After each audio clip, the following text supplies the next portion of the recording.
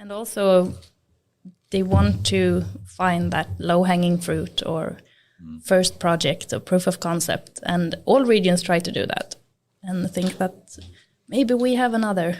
No, you probably have the same low-hanging fruits and could probably benefit from learning from each other instead and try to do things on a national scale. And also that you cannot share data between regions.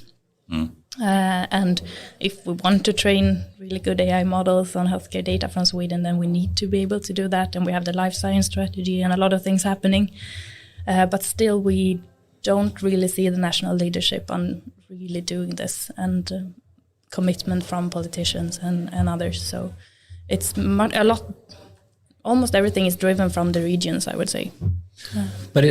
So this is super interesting, of course, because we're talking about how to improve collaboration and co-creation, interoperability, or harvest and reusing between each other in relation to AI and data in healthcare. And interestingly enough, I think the whole world is moving in more distributed setups, ecosystems, these sort of central monolithic approaches to organization or to systems seems to not move fast enough or be very, very challenging to get everybody inside the same. I can argue that for any industry and you can go all the way into a very modern company like I would argue Spotify, who has sort of the fundamental architecture is much more microservices or, technically, and how we think about organization very, very different. So isn't this something also about breaking free from the central command and control type Tayloristic management and leadership and going more to more distributed organizational, collaborative organizational models and stuff like that? So sort of the old ways or fundamental structures we have is not really clearing out the mandates and for this.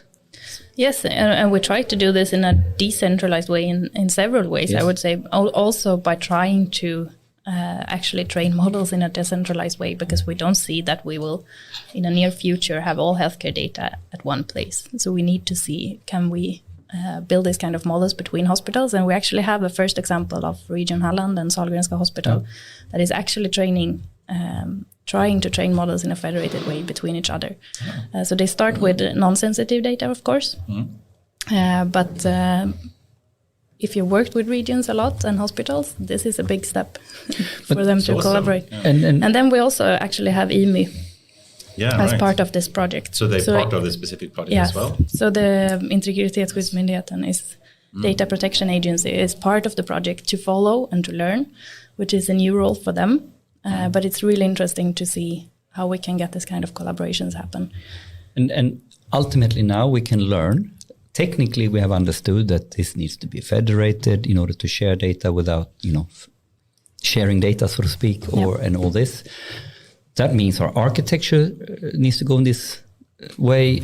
But ultimately, doesn't it mean our organizational design or the way we are organizing and teaming up needs to sort of fit the same patterns? I mean, like if we have a central organizing pattern organizationally, when what we are managing is decentralized, the organizational structure is an anti-pattern for this. So when you're now trying to figure out how to organize this, actually, the regions are actually decentralized very already. Decentralized. So yes, in this case, it's actually not the case.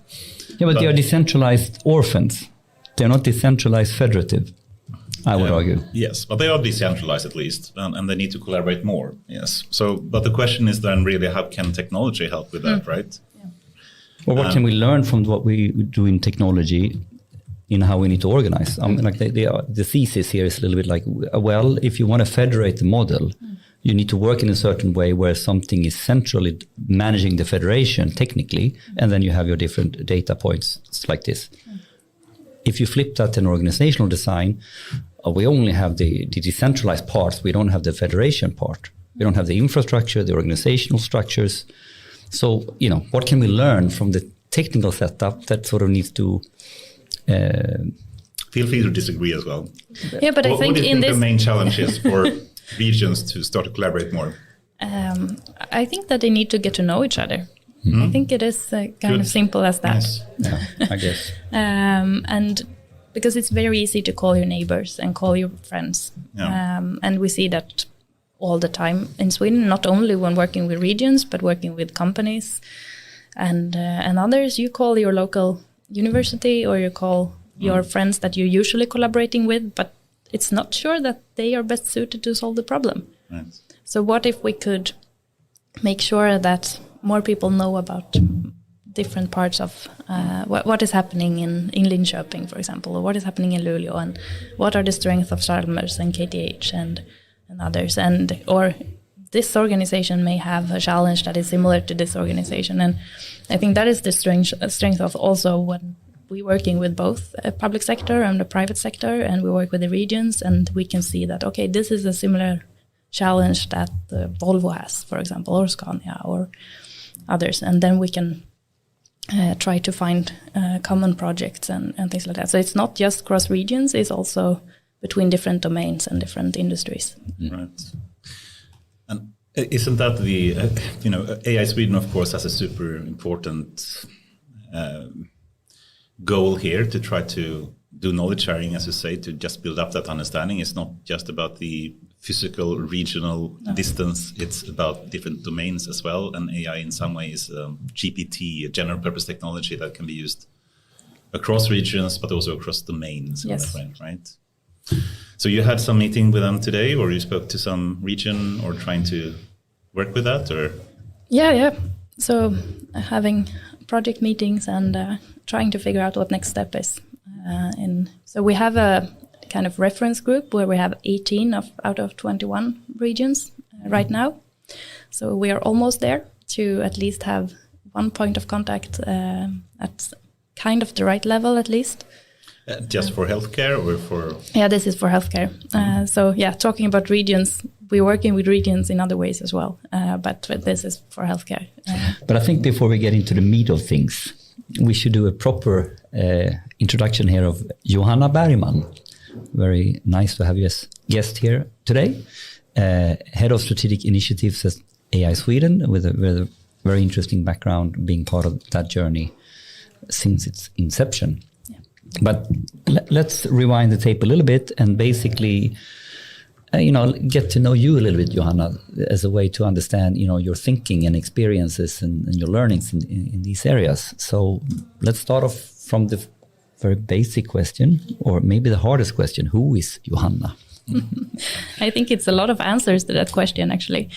But yes, I grew up in Halmstad and did a lot of track and field and sports growing up. Actually started and I was not that good at running and jumping, but I really loved it. And then I just counted the days until I could become a coach. So when I turned 14, I was just, okay, now I'm going to coach instead. 14 years old? Yeah. Really? So I continued training myself, but I also had this kind of, I really it was something with leadership already then, I think. So I always had that. And then... You remember why this coaching part was something you were aspiring to? I don't know. It was just that I was counting the days. I want to start coaching. Interesting. And I did that I haven't started here since I moved to Stockholm a year ago, but I did it for many, many years. For what kind of sports? Track and field, yeah. So in certain areas or disciplines? No, most events, but sprinting, and then I started doing hammer throw as well. Throw. What's that? When you have like a chain and a ball in the end, and then you do. That's the hammer throw. Yes. But then, after studying natural sciences, I thought of maybe I should be a doctor or study medical school, or should I go for engineering? And then I found a new program at LTH in Lund called biomedical engineering, and it was just the second year of that. So this was 2012. So I moved to Lund and started studying biomedical engineering. Combine both your interests, both medical engineering then? So what is really biomedical, medical? Biomagical. I like that. Biomedical engineering. What's that? It's almost everything that has to like medicine and engineering. So you can go take a lot of different tracks from that. But it was really an interdisciplinary program from the beginning. So we were out at the hospital doing like this. We are following doctors and nurses and trying to understand how the equipment was used. And then we had a lot of statistic courses and data and things like that. And e-health and design. And so it was a lot of. And do you remember starting up this course, so to speak? What was the gap that was needed to be filled, or what was the sort of path that was sort of, why did they need to start a new course, and what did they anticipate as this is the type of roles we need to fill? I think one reason was that they were really strong at signal processing at LTH and medical signal processing, and they wanted to build on that, I think. And then I think they wanted to try kind of a new type of engineering program with a lot of like collaborative work and project courses, and have this interdisciplinary focus, and not starting out from electrical engineering, for example, but we started from like both have the medical courses and cell biology and physiology and also the basic engineering courses, of course. What's basic engineering? Was it programming or what was it? Yeah, and mechanics and physics and everything that you. Yeah.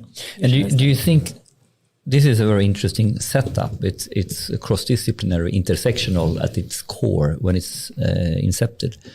Do you think you have taken, what's your key takeaway? So, how has this shaped you that already in university you went on in this path? I think there are many things that are very interesting. Yeah, I think most of all understanding that you need to be the translator, translate between the domain knowledge that is medicine and healthcare in this case to the technical domain, and be the translator between, and that is something I do every day now. Yeah, that's what I do. And will we ever have a future when there's not a topic of translation, but we are infused? Let's see. And have a common language. When we can change the medical school and their courses. Or have a Neuralink chip installed in the brain as well. That's true. Yeah.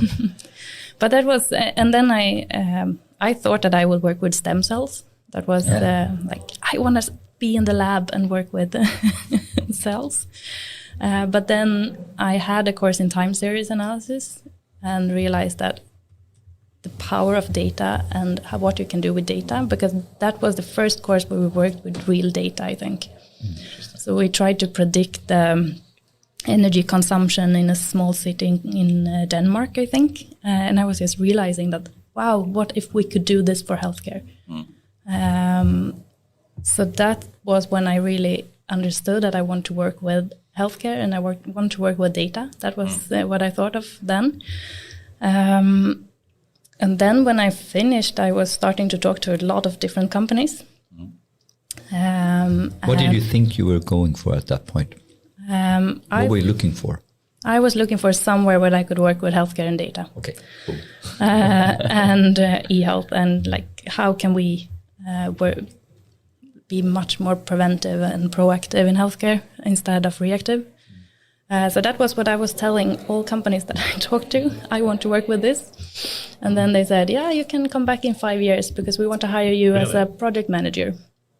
But you need to start coding or start with the CAD or anything. And then I said, yeah, I'm not really good at that.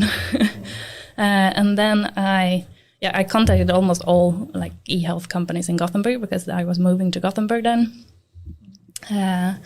And then I come in contact with Lindholmen Science Park because they had a program called PICTA, which is Pre-Hospital ICT Arena, working with healthcare projects, e-health projects in a collaborative way, very similar to what I do today. And then I happened to start the first AI project that we had. That was to predict sepsis in the ambulance, that is blood poisoning. And then we got the Minister of Energy, I think at that point, or digitalization, came to Lindholmen and said, "You are going to start an AI center in Sweden." Was it Bailan or who was it? Mikael Damberg, I think. Damberg, yeah, of course. I think so. Yeah, it would have been Damberg, I think. And I was at that press conference, and then I thought, yes, can I be part of this? Can I do this? And then we started working with AI Sweden. So that was really what led to what. So what is Lindholmen Science Park? Can you just describe what that is? So that is both a physical place in Gothenburg. The history is that it was an old shipyard, abandoned in the 90s. And then Ericsson came and said, yes, we can be here, but we want other companies to be here as well. And then Lindholmen Science Park started to really make sure that this was going to be an interesting place. And then Lindholmen Science Park really grew into also be this kind of collaborative arena for projects, mainly in automotive and mobility and transportation, I would say. I need a fun anecdote. My first real job after university was with a consultancy called Simpro, working towards the automotive space, and we had our offices in Lindholmen. Mm-hmm. Yeah, that's great. So, took färjesnabben, Yep. And I even got my first own apartment på Östra Stilletorpsgatan up on Ramundberget, so I could walk to that's a really nice commute. I was commuting by the ferry when I lived in Gothenburg, and that was really nice. It's cool. Go by your bike, and then you take the ferry, and then... And then Lindholmen, and then you go further and further out to Götaverken and Eriksberg. Yeah. So Lindholmen is nice. Yeah, cool. There are some really nice offices there, I think. Yeah, there are many interesting offices there. Cool. And perhaps should we move to AI Sweden and how that got started, or what do you think, Henrik? I was just trying to summarize. So one of the main pivotal moments here was that time series class. Yes, when you definitely. really get exposed to real data, and that sort of took you in a certain direction, and then you ended up in Lindholmen, and then you happened to be in Lindholmen at the right time at the inception of the actual press conference. Yep. For we need to have a center here.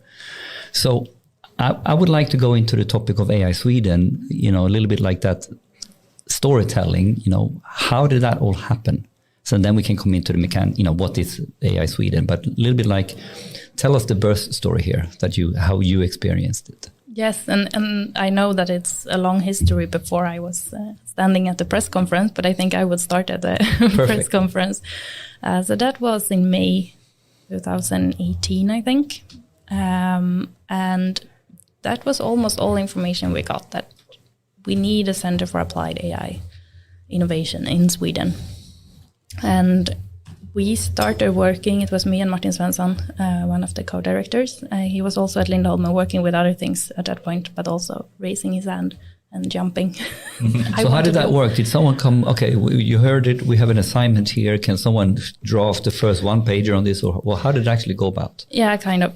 And the reason they came to Lindholmen is because of the track record of building collaborative environments and get a lot of partners to work together, even get Scania and Volvo to work together in a project and things like that. So that was the reason why they came to Lindholmen. And then we started to basically talking to everyone we could think of. And that, of course, we started in Gothenburg, and it was a bit Gothenburg focused, but we talked very early on this, I think. Yeah, what was that? Could we tap into, how did you guys meet first time? I think it was elements of AI, maybe. I think it was, I was before when I went to Canada as well. And yeah, okay, yeah. So it was before that, I think, but I don't recall actually when it first started, but... Yeah, but that was... Mats Nordlund and others, were part of this very early on as well. Yeah. So we started just talking to and understanding what it should be. Let's see, this is, you said that May 2000. That was the press conference, but the work started really in the autumn. And then it was this trip to Canada. I wasn't part of it, but that was... it was fun. Yeah, I can imagine. I heard a lot about it.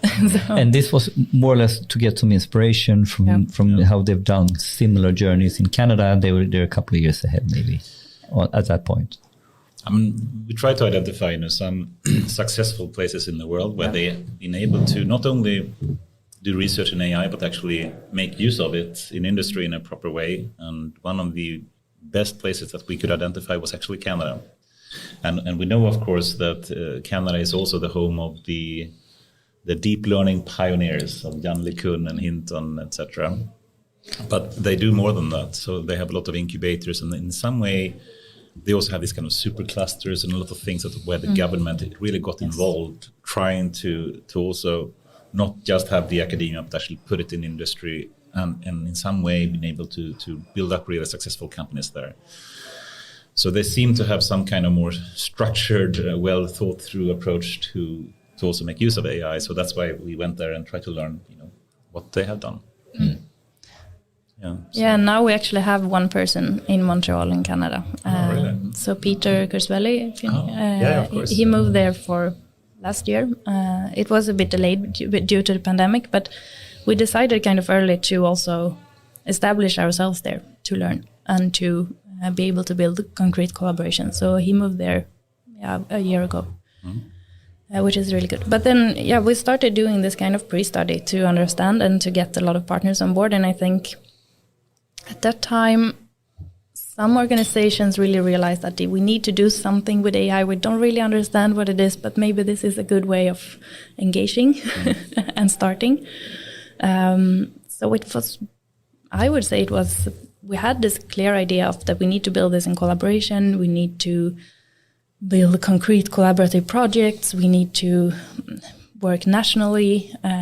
We need to be this neutral part. We are not academia. We're not public sector. We're not and we're non-for-profit, and because that is important. So we had some key things, but then it was really an exploratory journey, I would say. And we had the inauguration in February 2019 with 40 partners, I think. And then we also had the formal support from Vinnova and funding for the first 3 years settled. And and then after the inauguration, we just had to, okay, what now?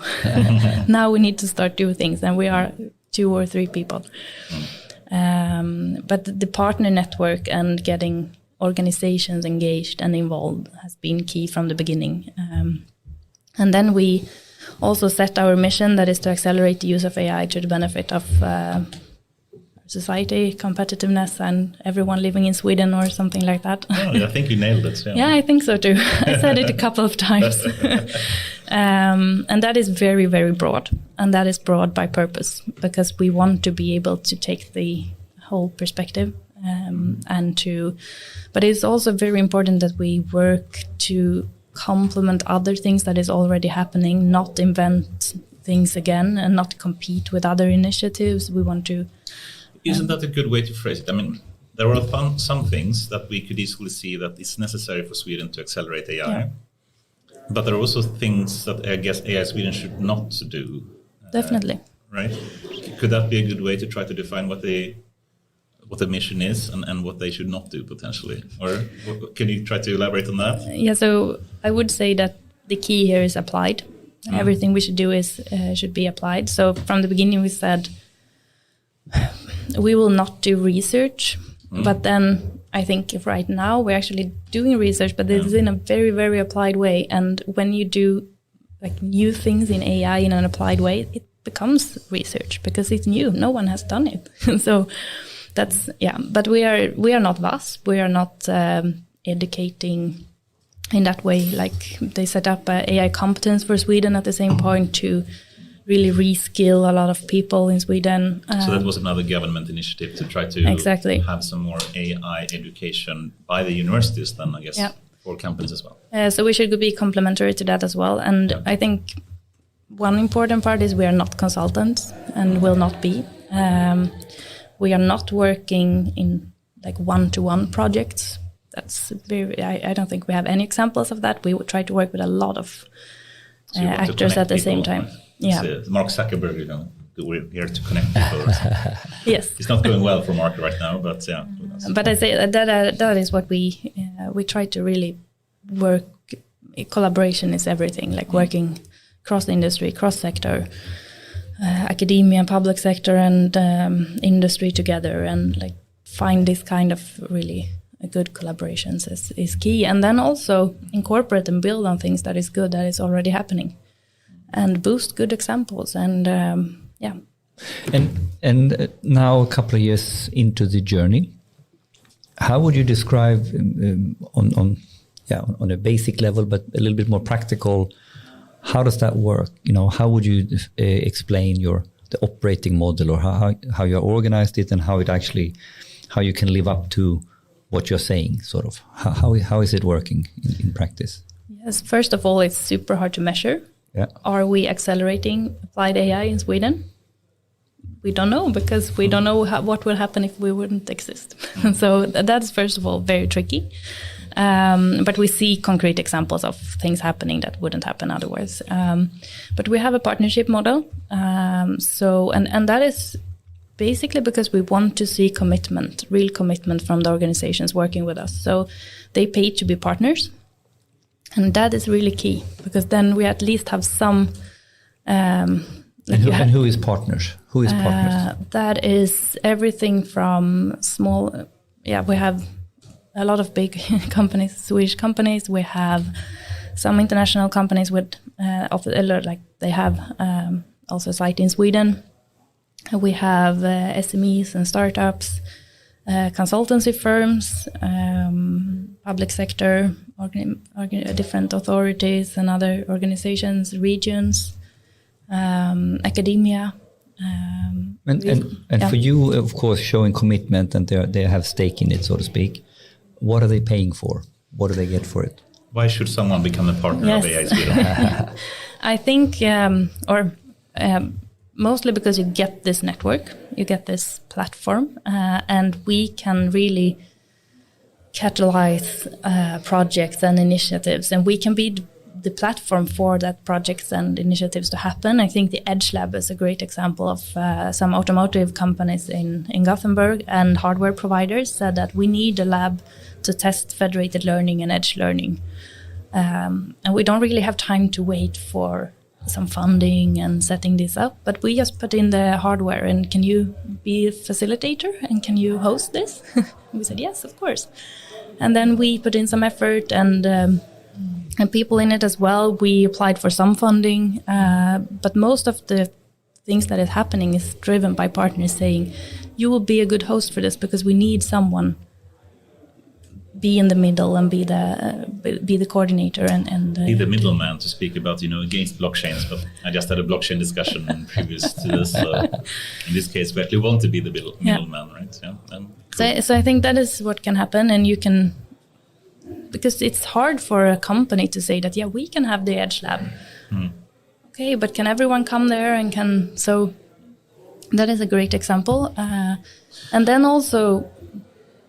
From what I do a lot is to talk to a lot of different partners and try to find the common challenges and understand that you're talking about the same thing, but you're using different language. And we can probably do something together here. We can set up an initiative, or we can set up a program or a project and apply for funding. And so we really try to make things happen, I would say. And we do that in a lot of different ways. We have one leg at AI Sweden that is more focused on AI transformation and get everyone to take steps on AI maturity level, all partners, and support them in different ways with networks and education and things like that. And then we have the other leg that is my main focus, that is more of our applied projects and also applied research, and try to, because we really want to build an interesting environment, that it should be interesting to. You can work at a partner, but you can also spend some time working on interesting problems and questions at AI Sweden. So I think that we can really... I was reading the State of AI report earlier, and there you see a lot of community-driven efforts in research, mostly for large-scale models, and academia is almost doing nothing in that case, and it's completely driven by either companies or community-driven initiatives. And I think we can be something in the middle, that we are not a company, and we're not just a community. They are super impressive, but we are something in between, and I think that could be really beneficial, and we can find interesting problems, and people can still be employed at Volvo or Scania or a startup, but they can work on this problem together at AI Sweden.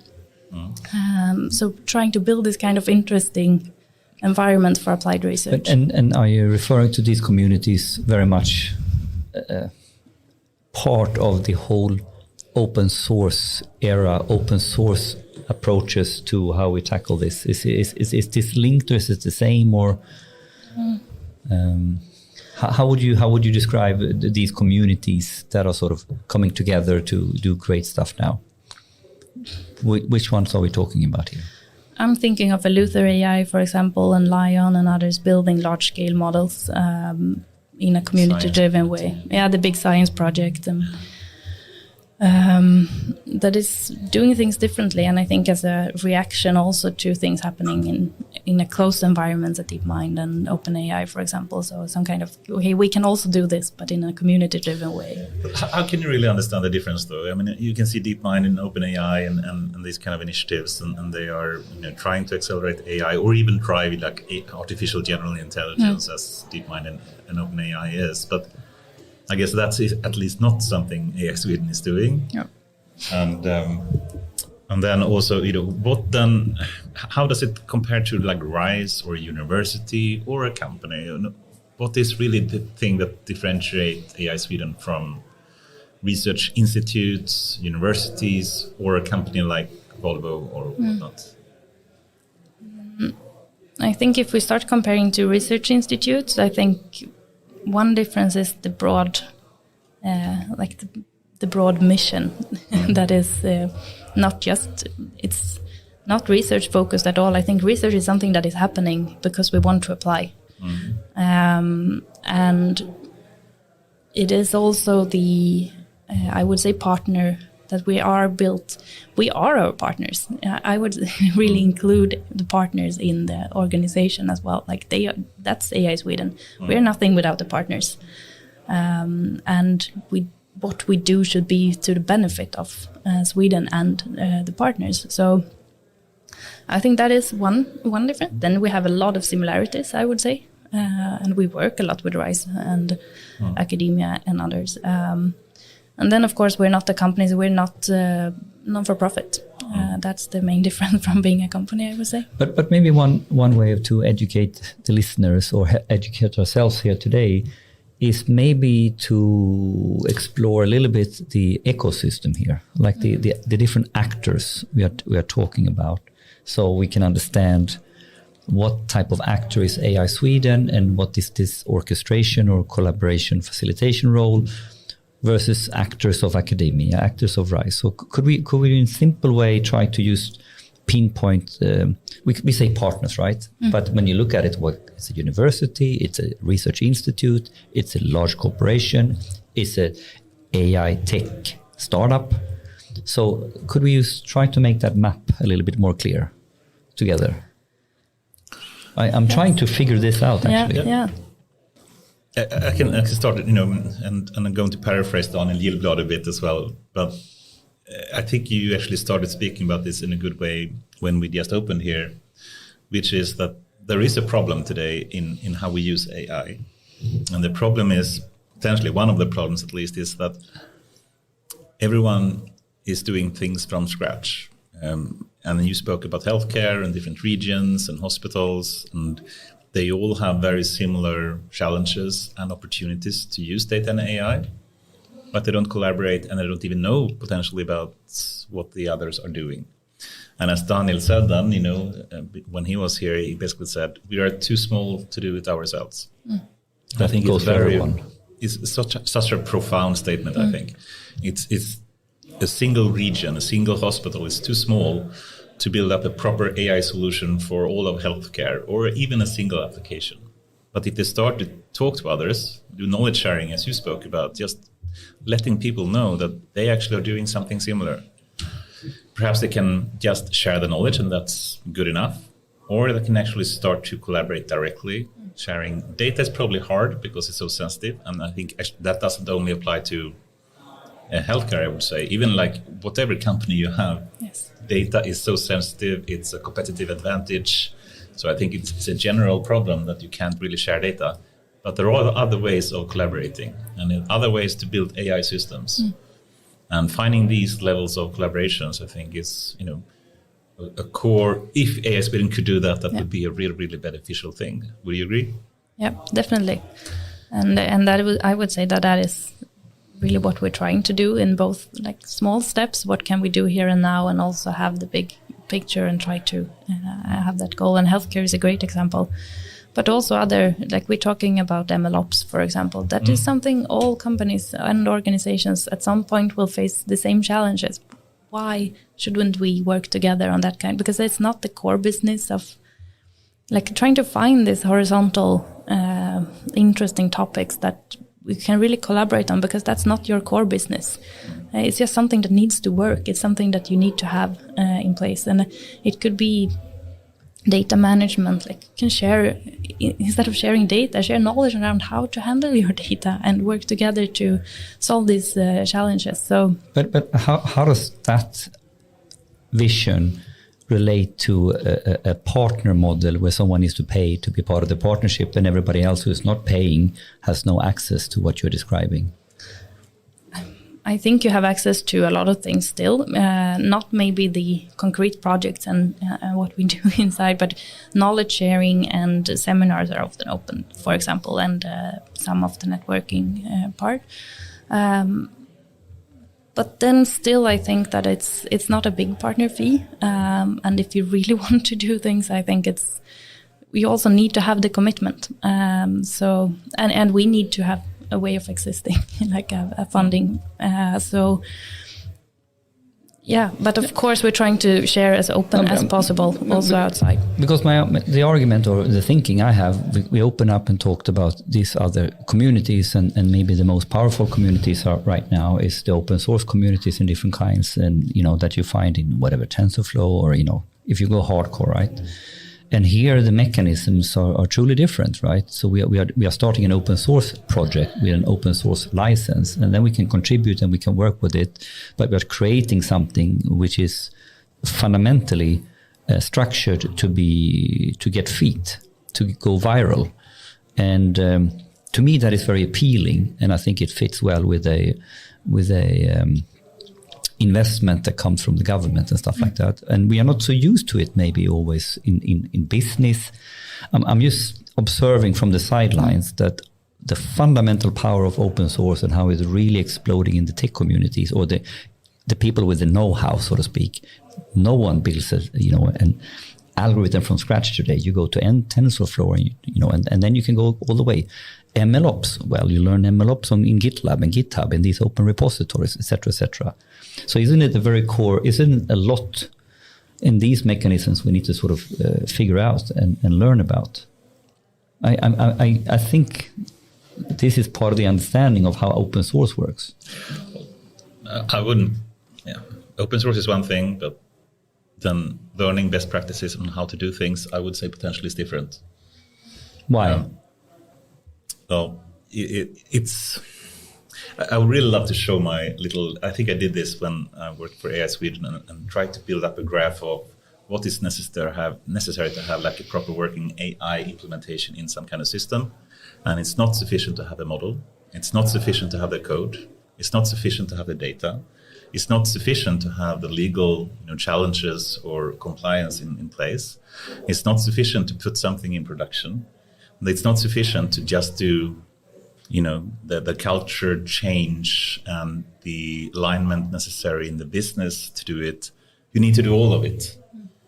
Open source gives one part to the code, but it's so much more besides that's necessary to have a successful implementation, I would argue. So let me be super clear now, because in some ways you are misunderstanding what I meant with open source.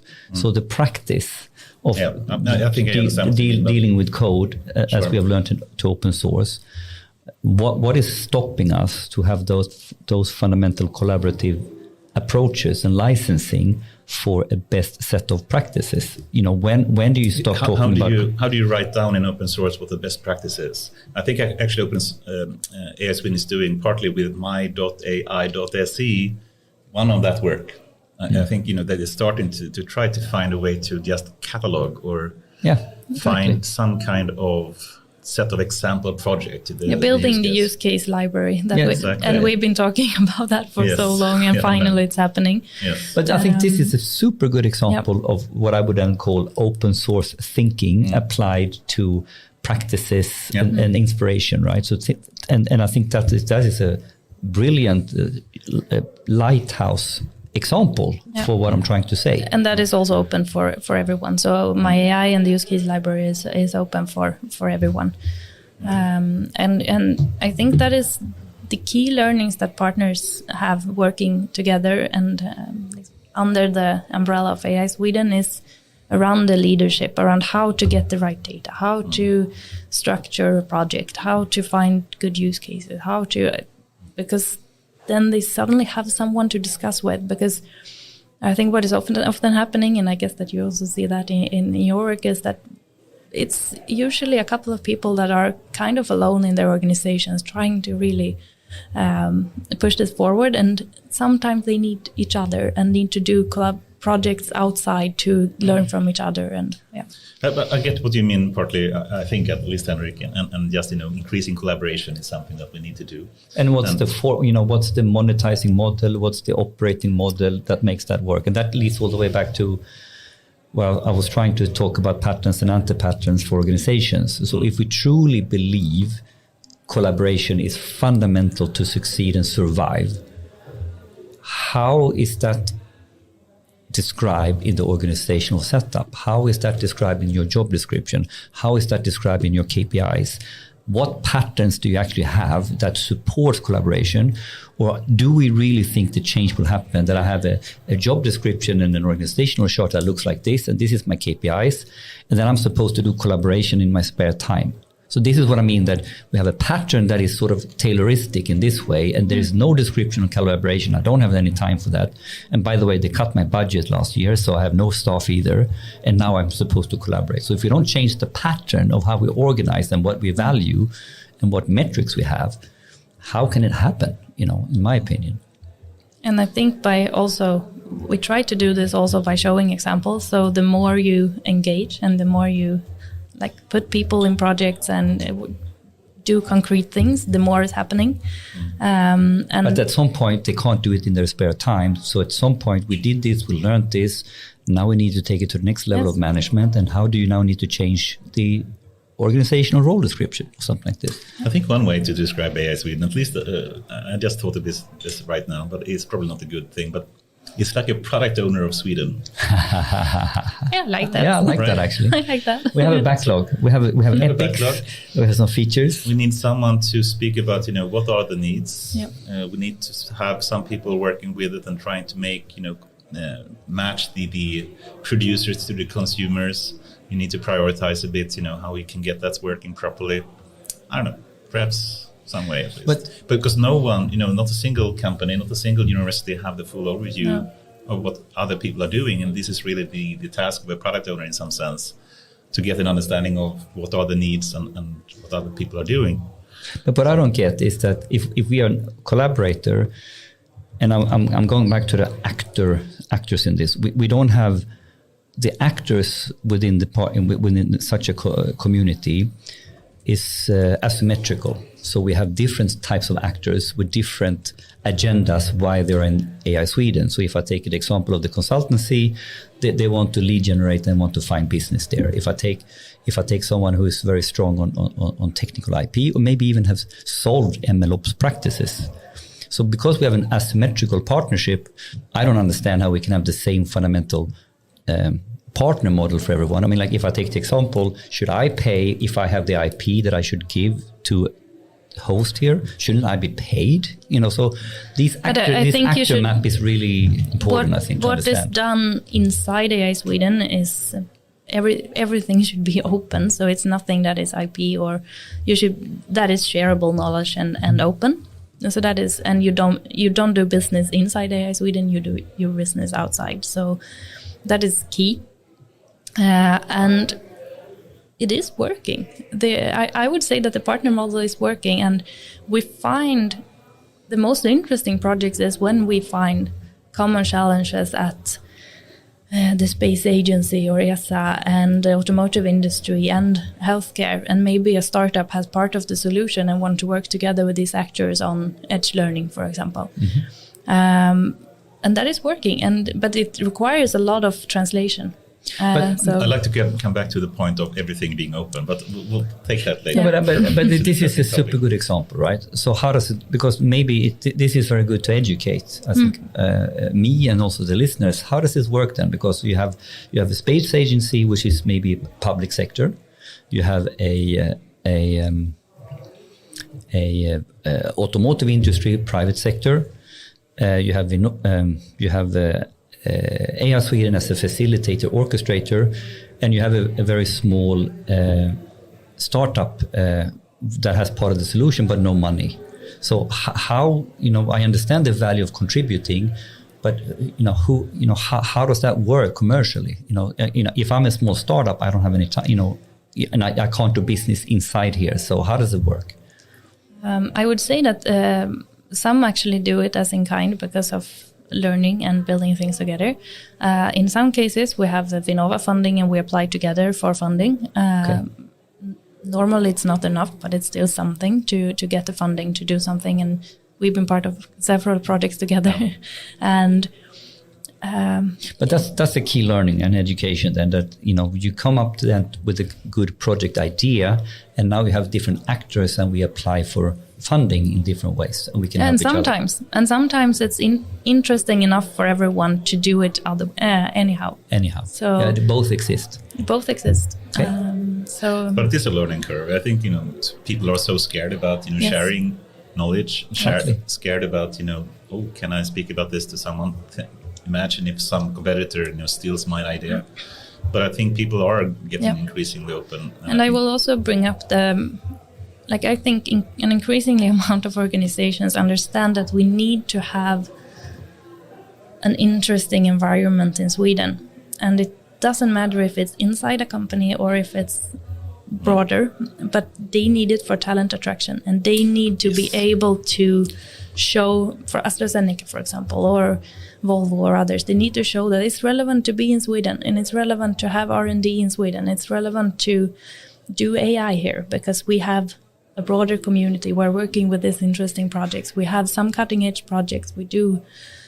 So I would say that the more AI mature organizations we work with understand the broader perspective and how important it is to make Sweden interesting, and Sweden an interesting place for talent, and that, so if you can attract one person, then that person stays in the ecosystem and in Sweden, and then maybe come back in a couple of years and move to another company. That really benefits the ecosystem. And I think an increasingly number of organizations understand that. And to build this kind of interesting environment, I believe that we need to work on this kind of cutting edge projects. And my idea is that could be outside what you do normally. But if you could spend some of your time working with healthcare, for example, if you're in a company, maybe that can make us retain that person a little longer, because you can work with something else as well. You can still work at your company, but you can also do something else. And I believe that will happen because we need to make sure that it's interesting to be here and you can work on interesting projects and with interesting people. But how do we or how do AI Sweden define the key problems to address, or the key issues we need to solve, as a way to fly into how do we need to invest our efforts, our resources, our money in this? How have we defined the key problem areas or, working areas? So I think Daniel talked a bit about it when he was in the podcast, because it's a lot of his work. And of course, it's both listening, but it's also telling others what to do or what is important. So we need to do both. We need to understand, but we also need to be a bit proactive and say that this will be important. I think federated learning was one example. Like we started to push that to a lot of organizations at the same time, listening to their problems. Okay, but maybe doing this in a decentralized way could solve this problem. And we have other examples as well. So I would say that having the overall vision of operationalizing, that's a super hard word. Yeah. I always stumble on that. But I think that is to have that and then try to find the common areas that and then we have this kind of areas, strategically important areas. For example, language is one, Swedish language. We have decentralized AI, federated learning. We have MLOps as something that is not really started, but we're starting to talk about partners about it. And then when we find the interest and the commitment, then we start, and then we formulate projects and things like that. So it's very much both listening and understanding what the challenges are, having some topics in mind, talking about them, and then when the timing is right, starting projects. And I think our strength is that we have the speed, so we can start things very quickly. And that is also the benefit from having the partner network, that we know the partners, we know the challenges, and we have the right collaborators when we are ready to start a project. So we can be very quick in that, and I think that is a strength.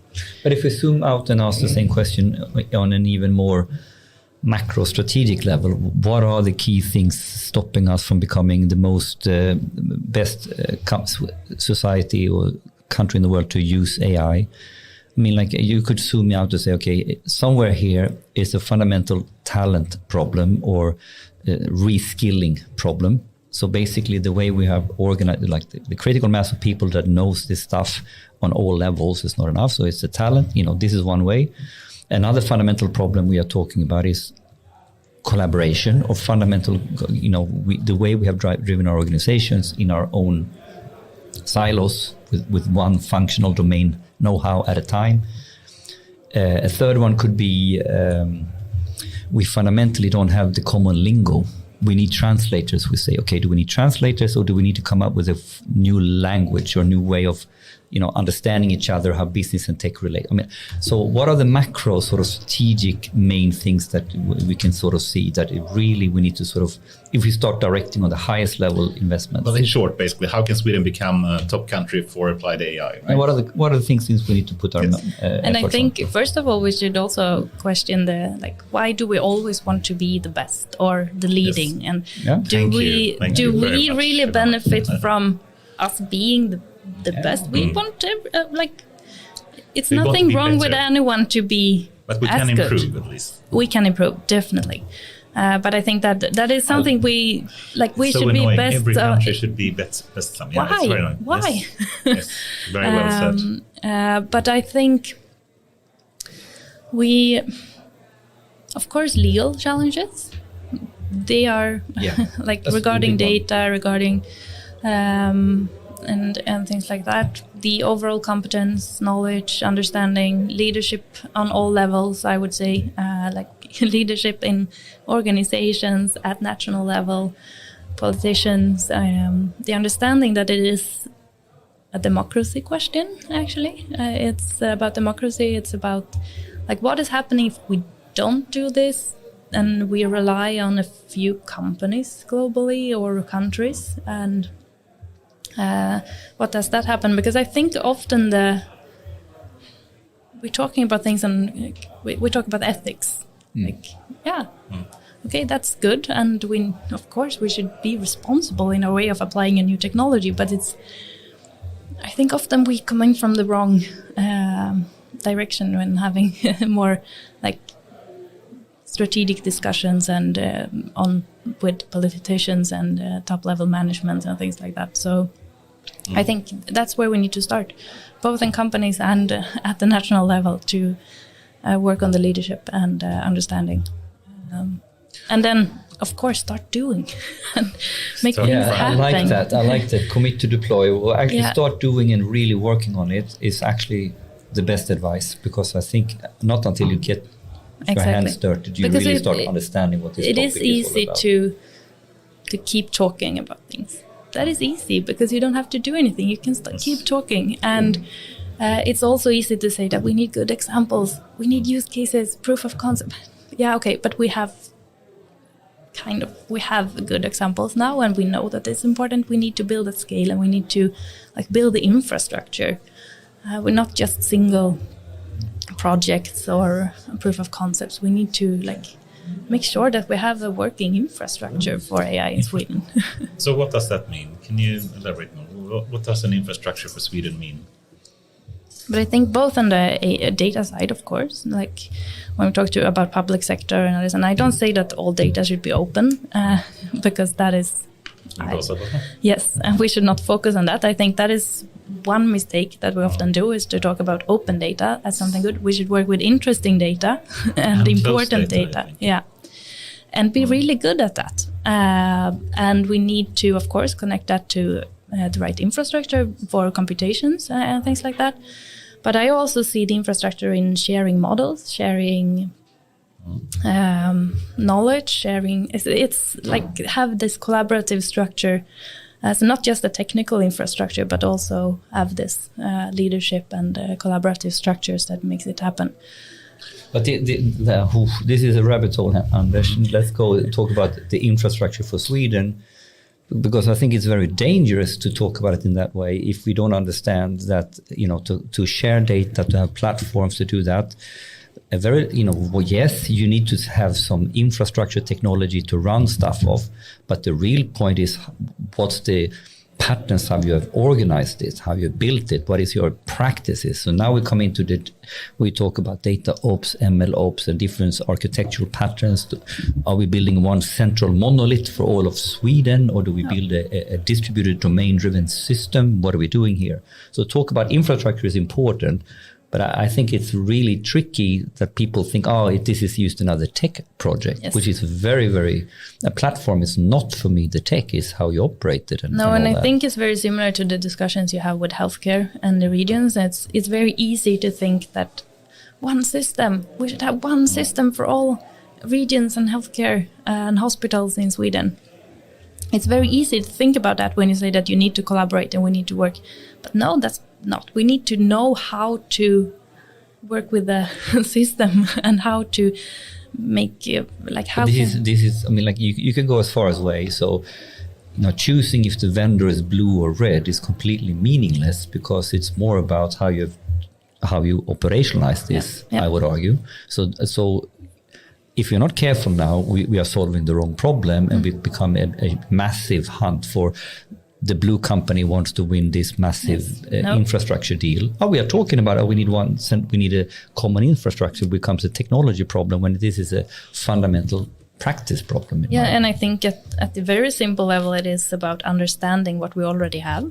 Yeah. And make sure that we make the best use of, if we talk about research infrastructure, for example, that we have Berzelius, we have, now we're talking about the technical infrastructure again, but we have these different infrastructures, but we need to make sure that it's easy to use, that it's, you can use this one for this purpose, you can use this one together with this data, and you can use, building the map and understanding. I don't see one solution, and that would be... Berzelius, I think, is another interesting topic. Yeah. I add that to the list, so we can speak more about that shortly. But just to try to close off the topic as well and think more about how Sweden can be a top or improve our ability to use applied AI. You mentioned basically leadership is one, trying to have the proper understanding of the possibilities, I guess, both in political level, but also in companies.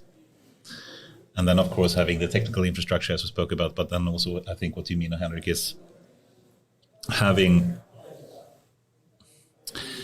how should we phrase it in a good way? I mean, practices is one, of course, but I think in short, if we simply can share the knowledge and understand what people are doing and stop redoing things ourselves time and time again, that would be insane benefit. Isn't that more or less what we want to avoid? The more we can, perhaps the answer to the question is simply, the more we can reduce the time every company redo what another company already did, but they didn't know about it, that is a big win. Yes. Yeah, definitely. But because very fast now, let's take examples on this infrastructure topic and maybe as a way to exemplify it. Of course, this exists in any large organization. If I go to, I worked at Vattenfall and I will now work at Scania. The problem is not so much, that we need to decide to, if I think Vattenfall is a good example, like we have nuclear over here, we have wind parks over here, we have networks over there, and we have retail over here. Okay, we need one common infrastructure. Of course, we can't have it like that, but then we can decide upon design patterns, how we fundamentally, going to utilize cloud. We can build templates and we can do things that makes something reusable. So this is very much more. You can go in nerd and call it infrastructure as code. You can all the things that creates a production system that is really scalable and all that. It's so much more, that goes on code level that is very, very intertwined with practices of how you build stuff. And I think this misconception, I think is quite important to get right. I think when you build something successful in Spotify, it's used not to say, we went to GCP. Okay, fine, whatever. How did Spotify utilize GCP? How did they organize it, architecture it? What was their fundamental strategy? And how could we have a common strategy on how we use this technology that suits this? I think so. I'm thinking that drives a different agenda on what to collaborate on and where to put standards and how we work. Then it can maybe we can reuse things. We can make it more interoperable. So I don't know. I think it's a dangerous conversation because you end up in a replatforming investment from hell that is supposed doesn't solve anything. If you're not careful, you build the same shit with another label on it. No, and I think a big part of this is building the collaborative structures, how to collaborate, how to work on common challenges, how can we have, and that could be anything from having the right legal agreements to have a code of conduct and how are we interacting with each other, and like it's much more of that kind of structure that I think because we cannot get stuck in one technical solution. That will change. For sure. It would be so, but we need to find ways of have this national collaborations, I think. I hope that you actually do get an even bigger platform. I think we should move into what Gordon has put up here, which is the my.ai.se thingy. But if you get actually a legal use case library for how people who work with GDPR and upcoming AI Act and whatnot, I think people would pay a huge amount of money to just get access to that. And it's such a big problem, I would argue, today. It is. Is that something you're thinking about as well? Or? Yes, yes, definitely. And also how to work very integrated with legal experts and others. It's challenging and no one really wants to say how they solve it because you're afraid of... Yes, exactly. But I think here maybe we can work in... I think finding some more closed, like all regional legal experts or working with healthcare at hospitals, for example, they could maybe collaborate with each other and we can find, but sharing things openly. It's really tough. But I really want that to happen because we will save so much money because so many projects stops at legal challenges and I think it's unnecessary because I think if we just had the same understanding and we got really proactive legal experts working together with the technical experts and management and others to really solve the problems, that will... but we see so many projects and things stopping at the legal question, so definitely. But maybe we should, as a segue into my AI,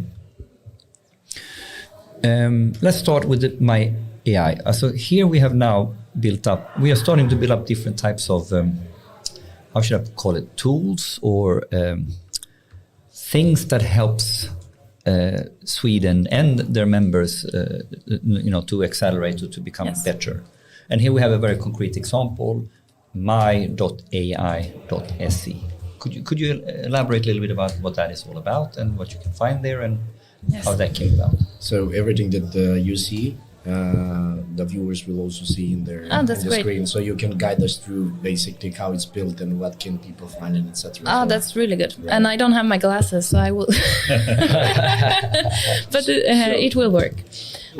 Yes, but this is really something that had grown from a lot of different needs, I would say, from the ecosystem. I think the use case library is a great example of that we've been talking so much about how can we gather really good examples of AI projects on different levels, different organizations, for different purposes, and have that in one place to show as the inspiration or as knowledge sharing, and you can get contact details and things like that. So I would say that the use case library is really one core here, but it's also to share other resources, and that could be something interesting you read, like uploading a document that is okay. This paper is really interesting, or this presentation was really good, and things like that. So it's really community driven. It's open for everyone. We are pushing our partners, of course, to upload a lot, but also others. You can post challenges. So if you have a challenge, or you have data and you want to invite others to work on that challenge, you can post that. So like competitions as well, or challenges? That could be competitions and challenges and things like that. And you can have like a presentation of your organization. So that everyone can, okay, I'm looking for an organization that can solve this problem. Okay, maybe I can find them here, and you can search for others. I think really interesting things happening. That we have one example of one of our researchers that saw that one partner has uploaded a paper that he was really interested in, and then they started talking to each other, and that resulted in a project. And that is super simple. Like you saw that someone has the same interest and uploaded something, and then building the community and being an enabler and people finding each other. And we've done the same with, for example, master thesis projects. You can post them here, and we have them in one place. We are working on a job board for partners where you can put up AI jobs, and you can do that here as well. So it's really community driven, and I think the job board, and recruitment in general is one of the things that I think most people are asking for, because everyone is lacking AI talents. Yes. And if you can find a way to make people understand, you can come to us to work with AI, that could be a really, I think, beneficial function of the. What do you call it? My AI? I call it My AI, but it's hard to say. That's also My AI. My.ai.se. My.ai.se. Maya, I think that's that. But I would really encourage everyone to make an account and put up use cases. I think the use case library is growing, and it's really good. And also events. It's a way of sharing events and other things. And then what's really interesting here is that we can also tailor this as we want. So if you find a way of, okay, this could be better, this could be improved, just let us know, and then we can tailor and probably set something up. I have a question. Just one thing. So congratulations, because it's a very, very big improvement since the last time we have actually shown this to our viewers. Yeah, that's it was the beginning, I believe, when we showed it like last year or something. So congratulations. Yeah, really awesome. And we also want to put an AI layer on this, of course, with recommendations, and you should get connections, and that is on the way. So awesome. And that is also, then we work with partners. So we have partners working on that kind of challenges, and they are working with us Would to you put help that up as a use case as well? Would be some kind of meta level, but yes, we can definitely do that. Use case for how to use AI for use cases. Yes. Awesome. But I have a question. Over the years now, you have collaborated with a lot of partners, and the partnership has grown. Could you share some lessons learned in relation to what are companies struggling with, or what are your sort of, based on now some sort of empirical accumulated evidence, you are saying it's the same damn challenges coming up and you're reinventing the wheel. What is it that the community is sort of working on, struggling with, or what have you sort of seen that you said, look, if you're going to start your AI journey, this is what I can really see as a pattern of what problems people have or what they need to focus on? I think it's a lot of things, and I will probably forget some of them. I think on an overall level, it is that you can't expect collaboration to just happen. You need to push, and you need to poke at organizations and say, you should talk to this one, you should do this. So that is on a beta level. That. What do you mean, inside the companies, or what do you mean? It can actually be inside the companies as well. Yeah. It's very often that we connect people inside the same company. Yeah. It's a bit scary. And why do we need to collaborate? I mean, obviously, but maybe so we can spell it out. We need to have tech people and business domain knowledgeable people working together. Yeah, of course. I would say that, of course, data and data quality, access to data, both inside a company and an organization and outside and sharing with others. So the whole operating model, practices, technology stack, to have the data of the right quality in order to do anything. Because I think starting a lot of collaborative projects and smaller projects that we've done, it's very easy for someone to say that we have a lot of data, we have really good data. And then when you start working with the projects, this purpose. You don't even know if the data is accessible inside the company or if it's of good quality as well. So that is one. The leadership, of course, that you need to have commitment from above, I would say. But how does that work when they don't sometimes not even really understand what they're committing to be really a bit blunt? I think be patient and describe and find the way to explain it to that person. Yes. And So a key topic here is actually how pedagogical, how can you now take a very techy topic and make sure that your CEO still can follow and can be committed and understand for his purpose. Yeah. And I think the learnings from most of the projects, if you have committed leaders in the organization, then the projects run very smoothly, often. So that's really good. And to help the organization to actually describe this and to describe the value and the so that is important, I think. And it is, you need to understand what language how to talk to different people and how can you engage different people. It's a lot about engaging and get the attention and interest and see the value. So but then, of course, a lot of common technical challenges as well that they're facing. And then we try to set up this kind of projects as well. But I would say leadership and data has been the main topics so far.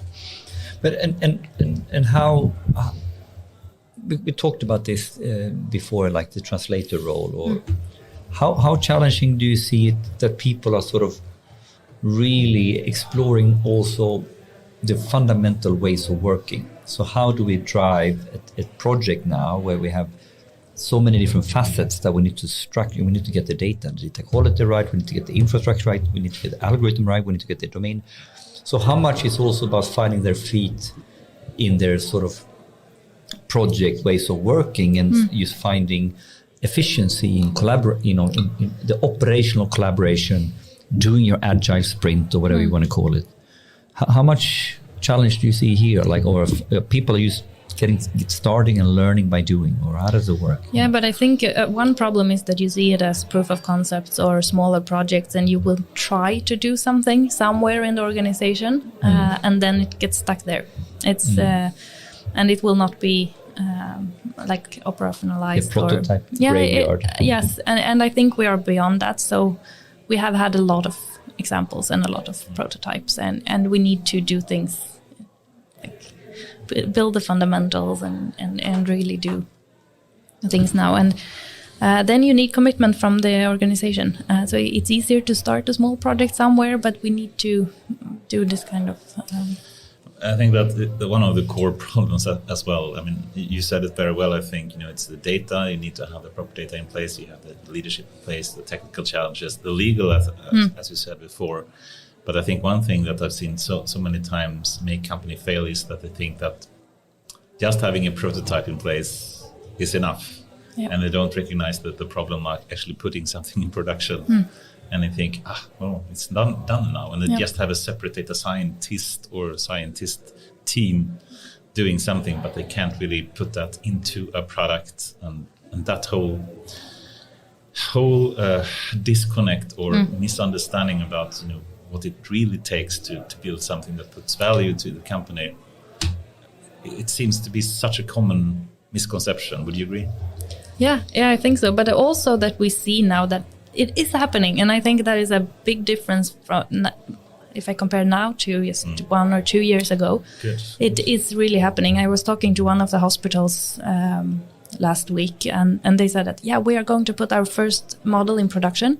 We don't know how to do it yet, but we need to do it, and we are going to do it. But we need to find a way of organizing ourselves and around this, and this will be new challenges because they set up an internal AI center. They worked on the models, developed models, and now they're putting the first model in production. I think that is amazing to hear because or going to, or perhaps in the future, or what's? But they're going into the phase now of putting it in production. That is the goal. Very great. Yeah, it's great. And I'm happy to hear that because it's something different from showing that it's possible or doing a project. And I think that is happening in a lot of different organizations now, that you're actually starting to really put things in production. Still many challenges, but I see a big difference now compared to just 1 or 2 years ago, I think. I don't know if you agree, but that's... Yeah. It is improving. I think, still, I think it's a lot of learnings in necessary. People still, I think, are saying, I just put a thesis student on it, and they spend 6 months trying to do something. And if you think that will work and bring value to the company, you're very mistaken, I would say. But maybe to exemplify this conversation, which is, if you're in deep into this, you know what we're talking about. If you come from a traditional company who is sort of a clear separation between IT and business, we run our business processes, and then we go to IT for a project. And then we go to IT for a project. They build something that is very clear, like a business application. They install it, they set it up, they train the users, and then the project is gone. The maintenance is on a system level, but we are sort of on our own, and we just live in our systems, and we don't really change our economy systems that often. When we now go into this world where you have a model in production, you are living in a different world. I mean, like if you're in Spotify, you know all about this because you're a tech company, you live with DevOps, right? So you live with, you develop and maintain, and the business and the tech is more or less the same. So here is a very big misconception. POC, yes, it's a small project. Okay, now we need to do a big project. Not even that is correct. You need to understand that you're in for life. This is line all the way through. There is no sort of, we do projects and initiatives, but not like in the same way as we are used to.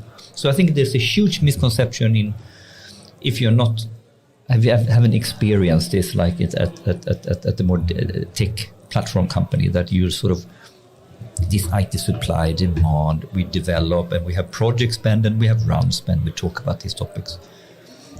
I think this is really tricky to understand in public sector for a municipality it's very different, right? Their operating model in tech is not structured in this way.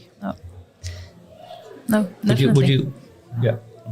Anyway, I'd like to think a little bit now around a couple of more topics that takes us. Or do you want to go somewhere? I just think it's worth mentioning. You got a big honor, I think, as well, with a very we haven't talked about that announcement. Let's take that now. Yeah, so you got nominated, or you got how do you phrase it? You were in Forbes magazine, right? Yeah, on the 30 under 30 list for Europe. Yeah. How did that happen? That's really impressive, and congratulations on that. Thank you. Wow. You get nominated. Yeah. And then you get to answer a lot of, if you go through that phase, you need to answer a lot of questions. And they do a lot of background check that you actually have done what you say you have done. And then if you're lucky, you're or maybe not lucky, but if you're on the list. So they have it's a yearly list. They have there's 30 people under 30 years old. And they have different lists. So this is for science and healthcare, and they have for finance, I think, a couple of different lists. And then I think the main thing is that you get invited to this community of super talented people all over the world. And you get invited to summits, and also just having the Slack channel with everyone is, of course. Cool. So, yeah. What do you think were the things that sort of stood out, that sort of they thought, oh, this is super interesting, or what you've been working on? It's hard to say, but I think when I was at a summit in Israel this spring to meet others, and I realized that, okay, I've done similar things as because it's a lot of startup founders. That's the main, that's almost everyone. And just, okay, I've done a lot of similar things, but it's still not a startup in that sense. It's some kind of a governmental initiative on AI, building a research and applied AI initiative. So that really stands out, I think, because it's normally, I think, these kind of initiatives comes from a university or something else. So this is something different and no one really heard about. And also, of course, doing it, it's the first thing I do, basically. So that, of course, yeah. Fantastic. And so that opened up the door for you to join some sort of meetups. Could you elaborate? You had something in Israel right now. I think Forbes are really good at building a community around this. That's a lot of branding. Smart. But it's also a real community, and you feel that you have the support, and you can reach out to anyone and get answers if you have questions about something, and just meet up people if you're traveling. And so you met some new friends. You made new friends, yeah, some new relationships. Definitely. And it's also, of course, I think internationally a stamp too, because it's recognized all over the world. So it fits well on the resume. Yeah, but it's really a real value on the network as well. So fantastic. And also, I would say for us as an organization, actually got some comment of people when we were recruiting that, okay, this was really one thing that made me apply. So maybe also showing that you can have a career path in this kind of organization that is not a startup or not a big corporate organization. It's not that common, I think, that you can have this kind of and I hope that can be inspiring, like for others to do this kind of things as well. So super cool. I would like to take a last question to sort of sum up or sort of end the chapter in this pod talking about AI Sweden and move then later into a little bit more general or philosophical or deeper, broader topics. But the last question to sort of sum this up is sort of what's the trajectory here? What's the sort of ambition, goals? What's in the pipeline? Where is AI Sweden heading in the next years? What's your roadmap here? Yes, that's a really good question. And I would say that we are past the establishment phase. That just happened, I would say. That now we're established, we exist, we are a critical mass of people, we have a critical mass of partners. So now it's a lot of executing on this. And I think it's really interesting that we have these two tracks. One is very broad, getting a lot of organizations taking steps on the AI maturity, having the My AI community, building big things, but then also have our more focused cutting edge projects. And I think doing both is challenging and interesting at the same time, because we need to do the cutting edge, more research focused things to stay relevant for a certain type of partners and for getting, like we talked about earlier, Sweden being interesting for talent. And then we need to do this big effort in helping and supporting and help organizations helping each other to take steps on an AI maturity, because more and more organizations understand that the ecosystem is important, and you will benefit from more organizations to actually be AI ready. And so working on those 2 tracks, I would say, of course, we are project funded and funded by governmental initiatives. Will you go break even soon, you think? No, but we need to find a way of have a sustainable funding for AI, applied AI in Sweden. We need this kind of efforts, and we need to find a way of have a substantial funding. I would say right now it's a lot of patchwork, and I think that's how Sweden work. When you're doing this kind of projects and research things, it's a lot of patchwork. You need to find projects here, you need to find an initiative here, you need to find some funding from partners here, and I think it's a good thing to some extent because you need to prioritize. That's also what we need to do because we are very broad. And we need to see what is working, what is not working, what should we focus on. And we need to do that because we have this patchwork of funding too. So it's also a positive thing. But I think that is what is happening. And then out and do concrete projects at a lot of different companies, accelerating applied AI in healthcare, finding interesting challenges that we can collaborate on. So a lot of like executing on what we started and have established. And if I just look into 2023, where do you want to do more in comparison to what you do today that you have already pinpointed that we're going to do this, we haven't done that, or we need to really step up here in this area? What is your sort of focus that this we need to push now? I think if we talk about technology and like tech areas, I would say MLOps is one. I would say supply chain optimization, scheduling. So and here is like from the community we see this. Yeah, and I think the community is ready for that. Yeah. I think that is. And if we move out of tech and into organization, yes, then I think it's. Of course, continue the leadership education on all levels, on national level, politicians, leaders in organizations. But I also hope to see a lot of interactions starting to happen between organizations without us being directly involved. Like we building this kind of environment where you start working together. What was your question about 2023? What is not a talent, of course, also. Talent. I would say we have started some talent programs with the only purpose that we should have talents a short time at AI Sweden and working with projects, and then they're out to partners and get hired by the community and ecosystem. And I think that is something that we really want to scale, and we think that is what will make a big difference because we need to have the competence out. And I think it's a very good way for the talents in this talent programs. We have a couple of different talent programs, everything from high school,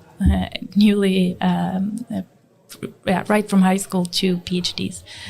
But that they have AI Sweden as a platform, and then they work with partners, and then they can get hired, is that we also make sure that they have this connection and that they can collaborate with each other, even if they are split into different organizations, and also that they have the connection to AI Sweden and want to work with projects together. And so that is something I think we should definitely do a lot more of, because that will make a real impact.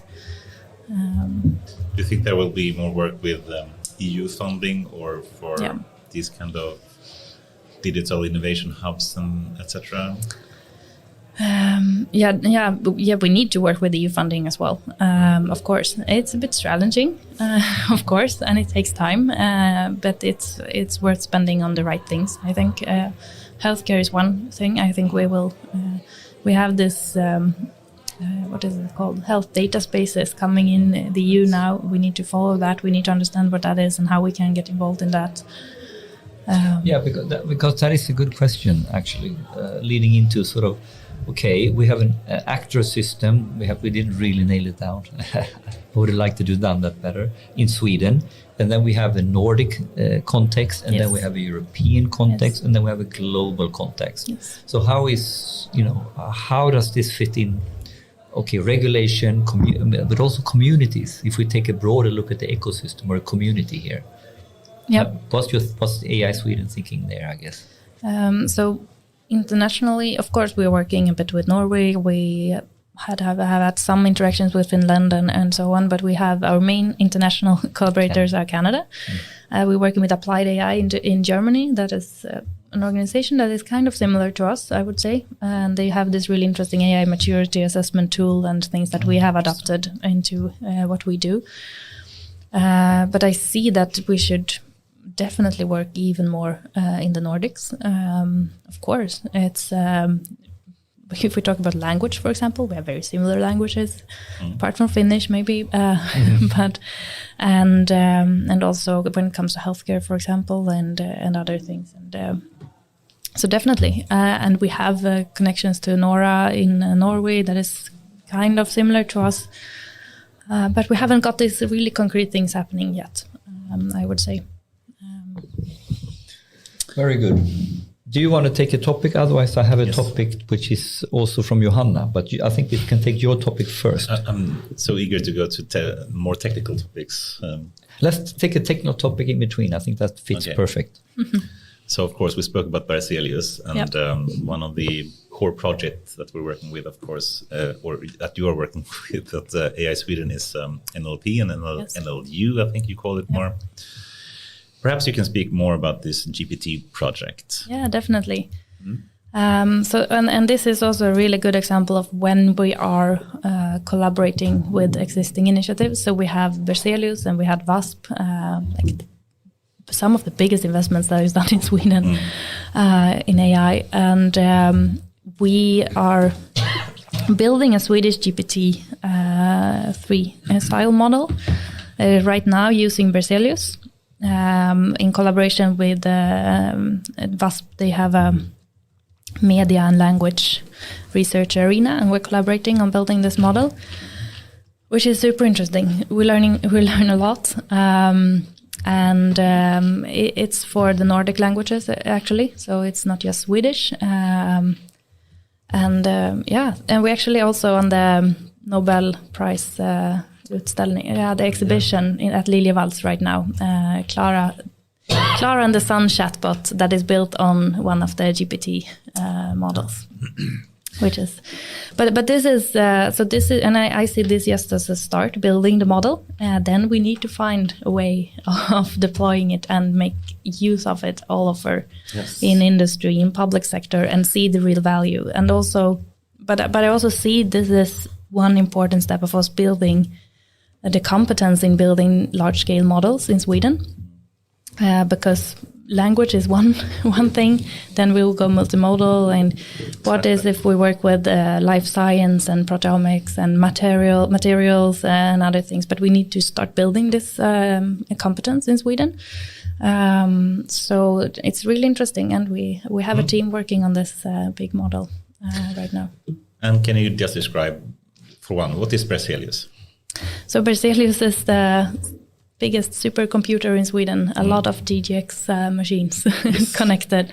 And this is actually, I think it's one of the first projects that is actually using not really the entire Berzelius, but several nodes. So that is also a learning project from that sense, to actually use the entire Berzelius computer. So, do you remember how many machines and GPUs there are? No. I think it's like 60 GGX machines, and each GGX has 8 A100 GPU in it. So it's like 480 A100 GPUs in that cluster. So it's a huge cluster. It's not similar to the Meta or the Tesla things, but still, I think they have 6,000 GGX machines. But still, in European scale, it's fairly. It's certainly the biggest one in Sweden in terms of AI cluster, at least. But it's really cool stuff, and it's also funded by Wallenberg partly, right? So it's really interesting to see how good this model will be, and to start finding the real use cases. That's what I'm eager about to really see. So we have a project now starting, with healthcare, with some startups, but and others. Before we go there, just to speak a bit more about GPT-3, can you just share a bit more? How did it get started?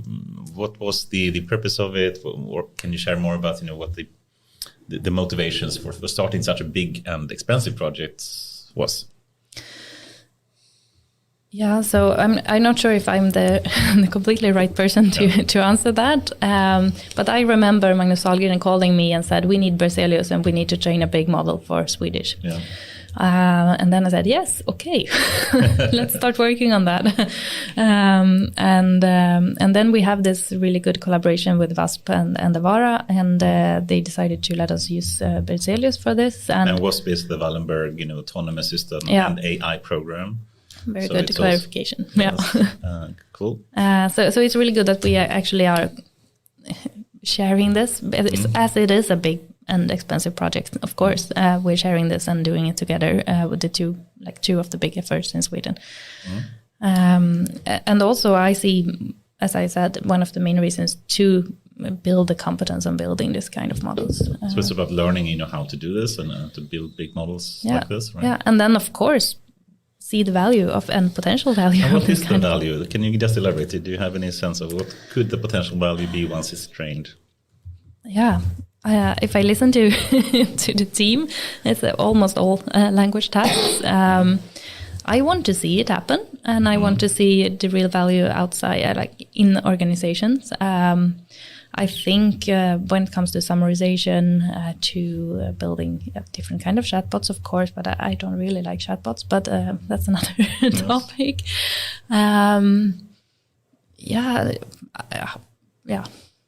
I want to see it. And that's also why we very early now want to really evaluate for real use cases. So we're starting up a project right now trying to evaluate the model in several different domains and for different use cases to really see the value, because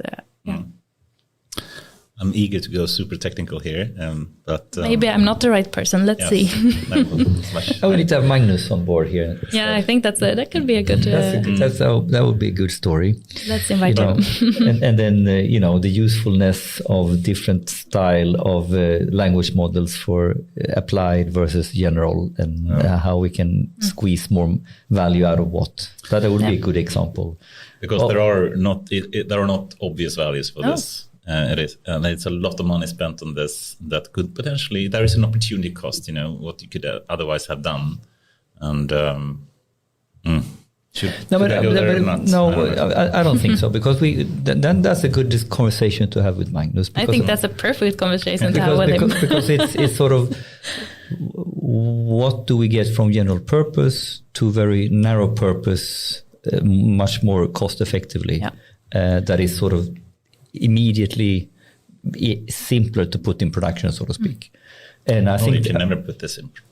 Don't go there. I'm sure there is different ways of looking at it. But you're getting very soon into the land of foundation models of meta, and like a completely different type of approach of a business model here. I mean, you can argue foundation models, and then people can tap into services, but then that's on a very different scale. It's a lot of pre-trained and foundational and large language models that you can use. But, okay, so just a quick summarization, and we're not going perhaps too technical, but for one, if you do any kind of text classification, summarization, etc., that you can't even train on your own data, it's questionable if that is the best version. If you go to any kind of leaderboard, GPT is far off the top list of that kind of task. There are, however, other values with it, and one of them is zero-shot learning. So that basically means that without fine-tuning it, because you can't basically fine-tune GPT-3, it's too big for any company to do that. So then the point is really that without fine-tuning or potentially doing prompt engineering, you can still make it useful somehow, potentially. It won't be state-of-the-art for specific tasks, but if you need to have it because you can't train it, or you want to really have a general kind of AI model that you can use, then potentially there can be some value. But it's far from obvious that spending money on this is actually the best value, I would say, for companies. I love this podcast coming up with Magnus because you love your nerdy podcasts, and we need to have it taken all the way to the actual neural network level. But I certainly agree that just having the experience of how to do this in preparation for doing more stuff like this going forward, going multimodal, as you said, and having models that is of real value for customers is something that is really beneficial. And I think that this kind of models will stay for a long time. They will probably not stay forever, but right now that is the direction. And I think it's important to build a competence and to find the applications and find maybe it's not the language model, maybe it is, maybe it's when we work with life science and genomics and other things, maybe it's materials, maybe multimodal. But and it's also like generative models like this can easily be abused as well. So it's a big ethical question about how to use this properly. So but it's a lot of questions here. But the interesting thing is also to start learning and to understand its potential implications, and it opens up many different avenues of things that we didn't realize.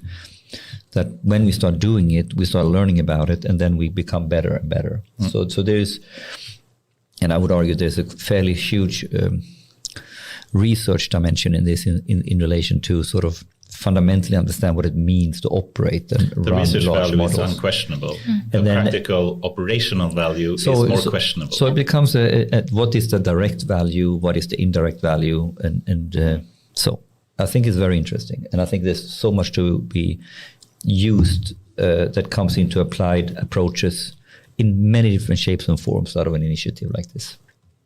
But the direct value is, it is tricky. Good.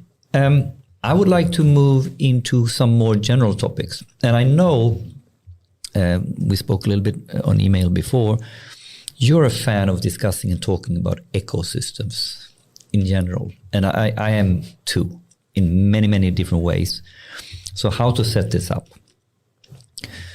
From my point of view, so I'm going to do a fly in here from my own experiences firsthand. In working for many years in the energy industry with Vattenfall and realizing a fundamental value chain, which was quite sequential, starting to break up. And they talk about the 3Ds, decarbonization, digitalization and decentralization, which essentially means that it's becoming an ecosystem, and what is value, how we are monetizing, who is the producer, who is the consumer, and now the new word, who is a prosumer, a consumer that is producing energy and sends it back. It just flips the whole view of the value chain of an industry.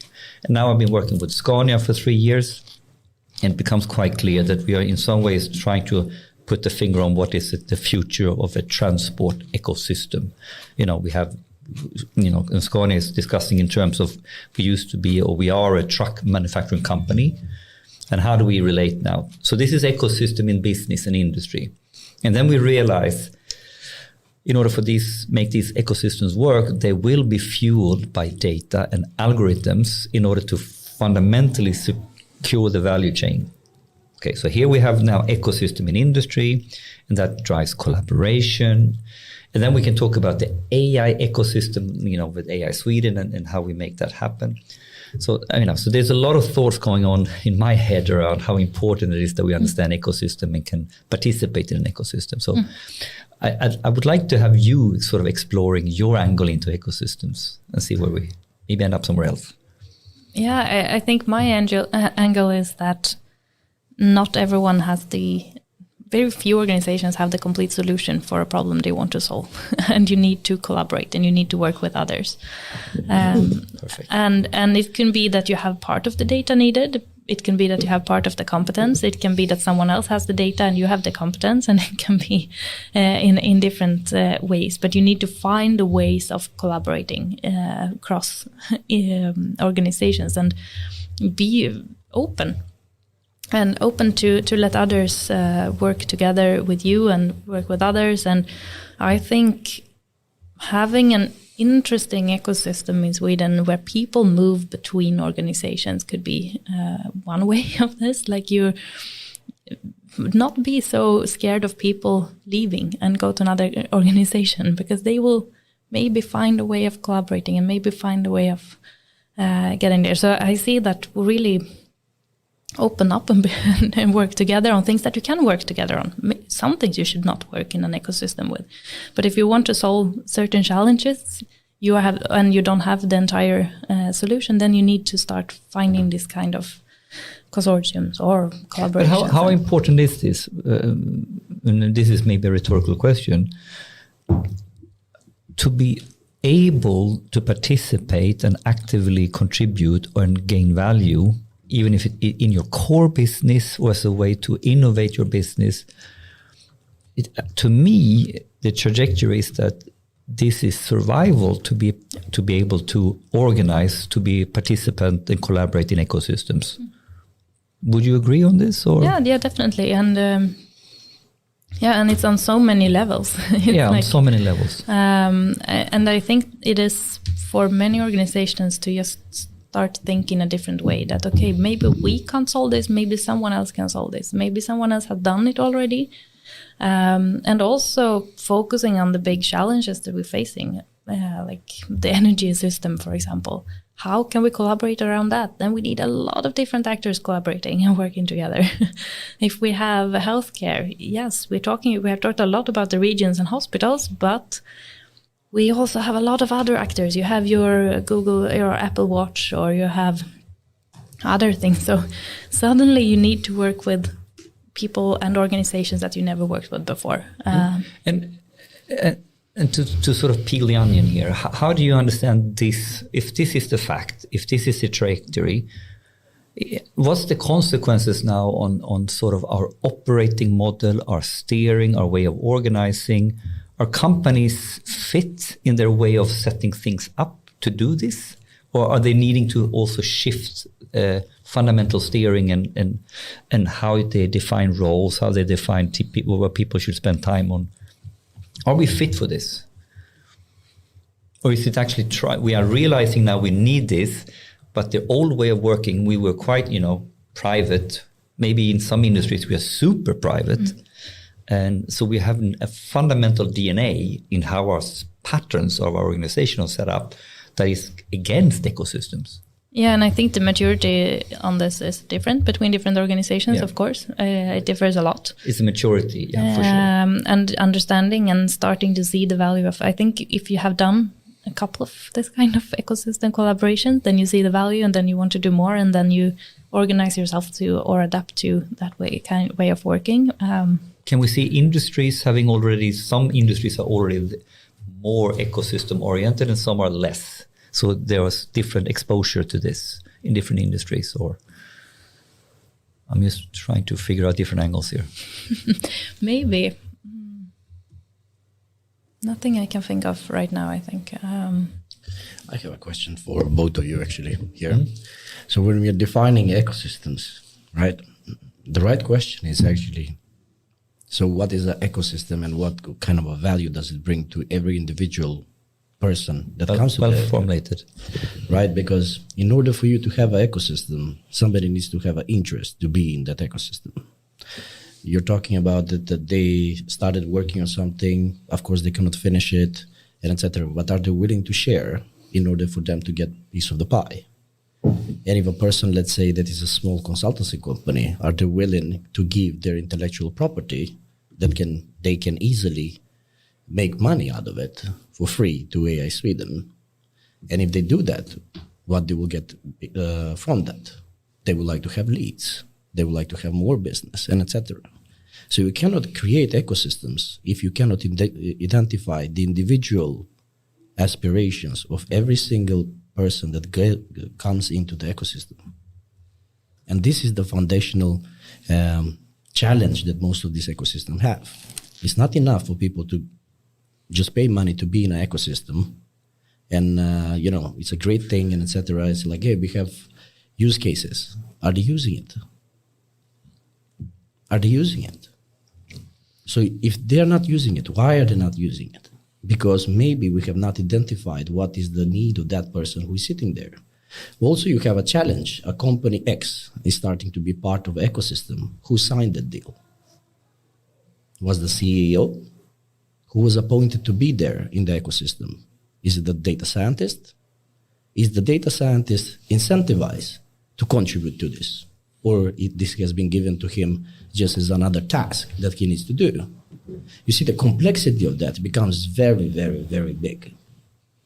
And if this should be working, you need to know the individual interest of the person. Both for the AirDucks and you guys, what you're doing. And this is the main challenge that you will have, I believe. So, yeah. Yeah, definitely. And I also think that you should find the right things to collaborate on. Exactly. Very true. Because you should not collaborate on everything. You should find the things where everyone finds their angle to it, right. And where everyone benefits from. Matchmaking. Yeah. That is where the beautiful thing happens. When you can be in between two people meeting each other and they see the value in themselves. So it should never be just for collaboration. Like we need to collaborate. That's not... Like that. The fundamental value and the interaction of value in an ecosystem becomes core. Yeah, right. And then you need to find the things that is safe to collaborate on. I think that is key. And start with the simple things to collaborate on, and then maybe you move into more difficult things when you need to figure out IP rights and things like that. But you can start with things that is like yeah. But in hardcore terms, any ecosystem really, to be sustainable, needs to have a very good understanding for the exchange of value. What is the fundamental effort I'm putting in, and what am I getting back? And if that is not clear, it's really tricky, right? And I think that goes for the business ecosystem of Vattenfall or AI Sweden or AI ecosystem like that. So ecosystem, I think, just following the complexity of the world, we're going in this direction. But one of the hardest challenges will be to understand the operating model, understand the exchange of value, and what is fair and what is sort of how it will work.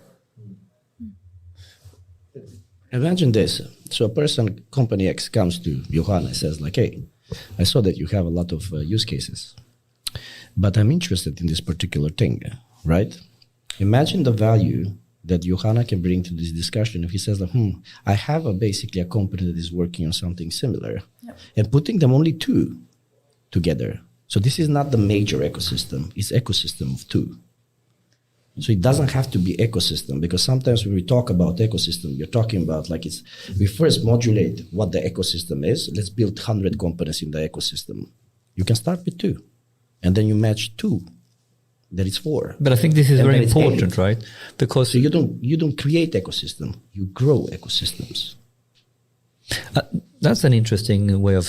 Do you agree with that? Do you create an ecosystem or do you grow it? That's a good question, actually.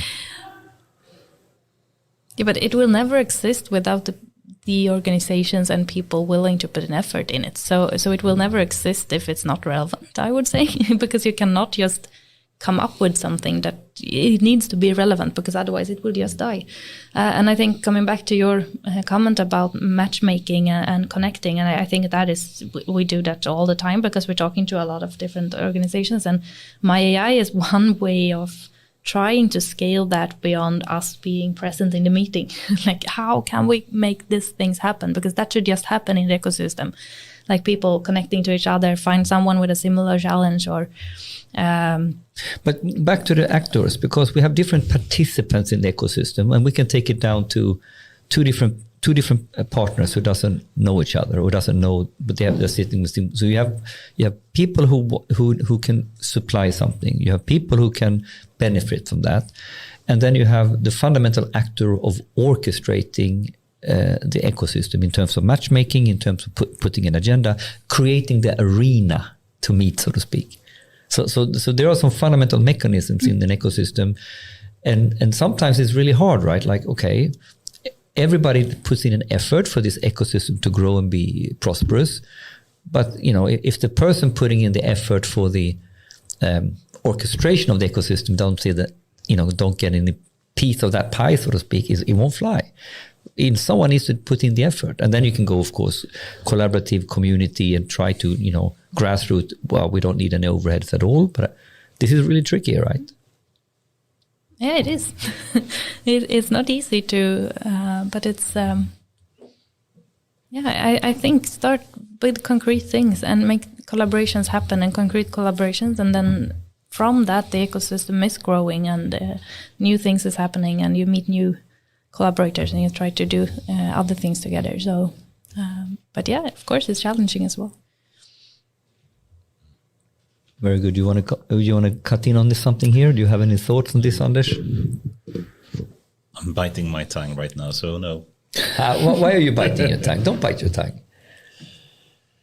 I mean, I think we can connect to another topic we had before, which is, I think, of course, we should be open, as you said, in AI Sweden, but it's hard to be open about everything, as you also said. Some things we need to be closed about, and I think one of the things that we need to be closed about is data, which is not only hospitals or other companies that needs to keep closed, but I think most companies need to keep their data closed. Then you need to still find way of collaborating with others while still having data closed. And of course, you can go technical on this and federated learning, etc. But that's not the point.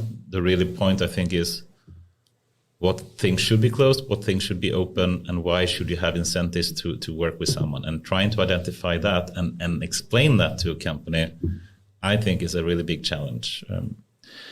Finding these kind of, the use case library that came from AI Agenda and now in AI Sweden and everything, if you have the contact, also as Goran said, to say, I want to find a specific person I can speak to, because the devil is always in the details. If you want to make something work, you need to have a way to connect people.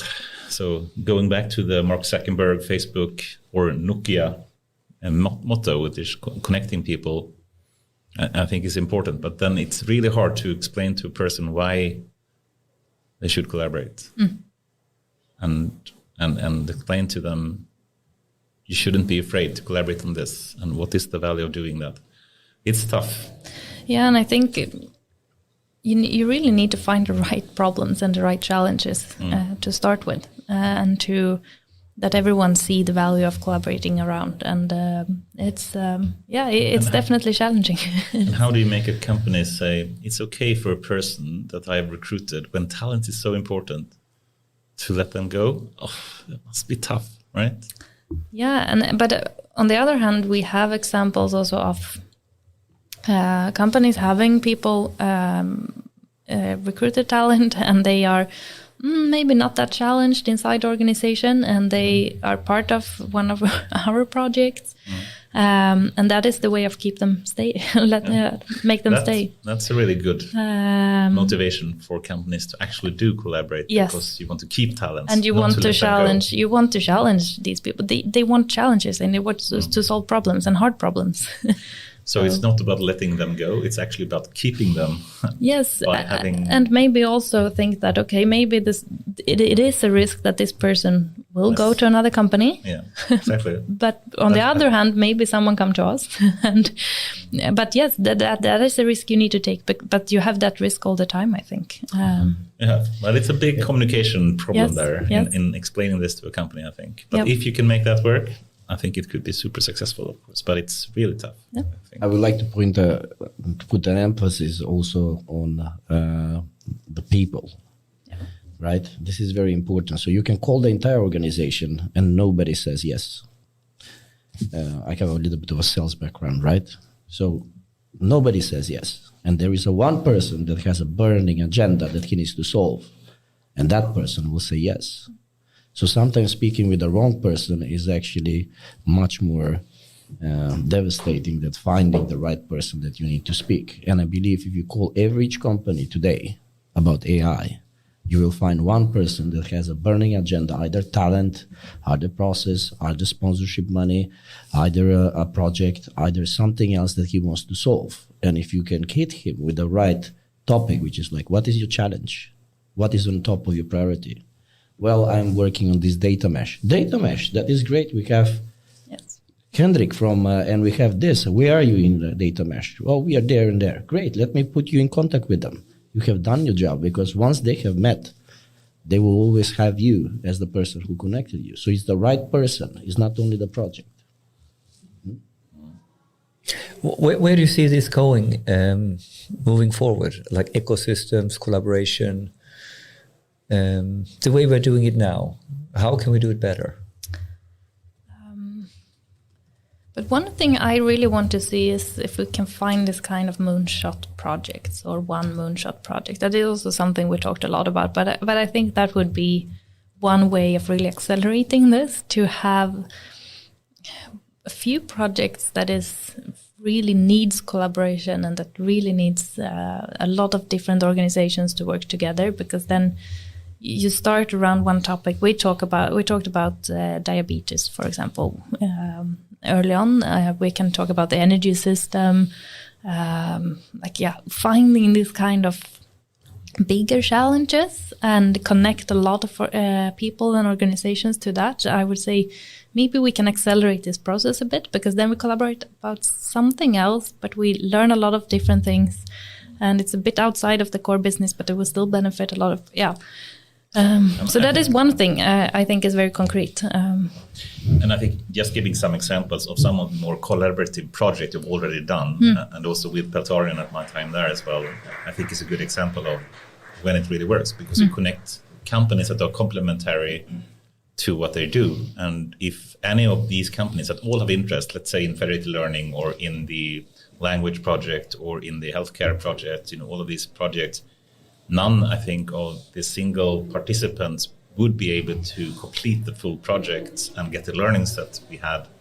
But by collaborating and helping each other, you were able to do really, really, challenging things. Yep.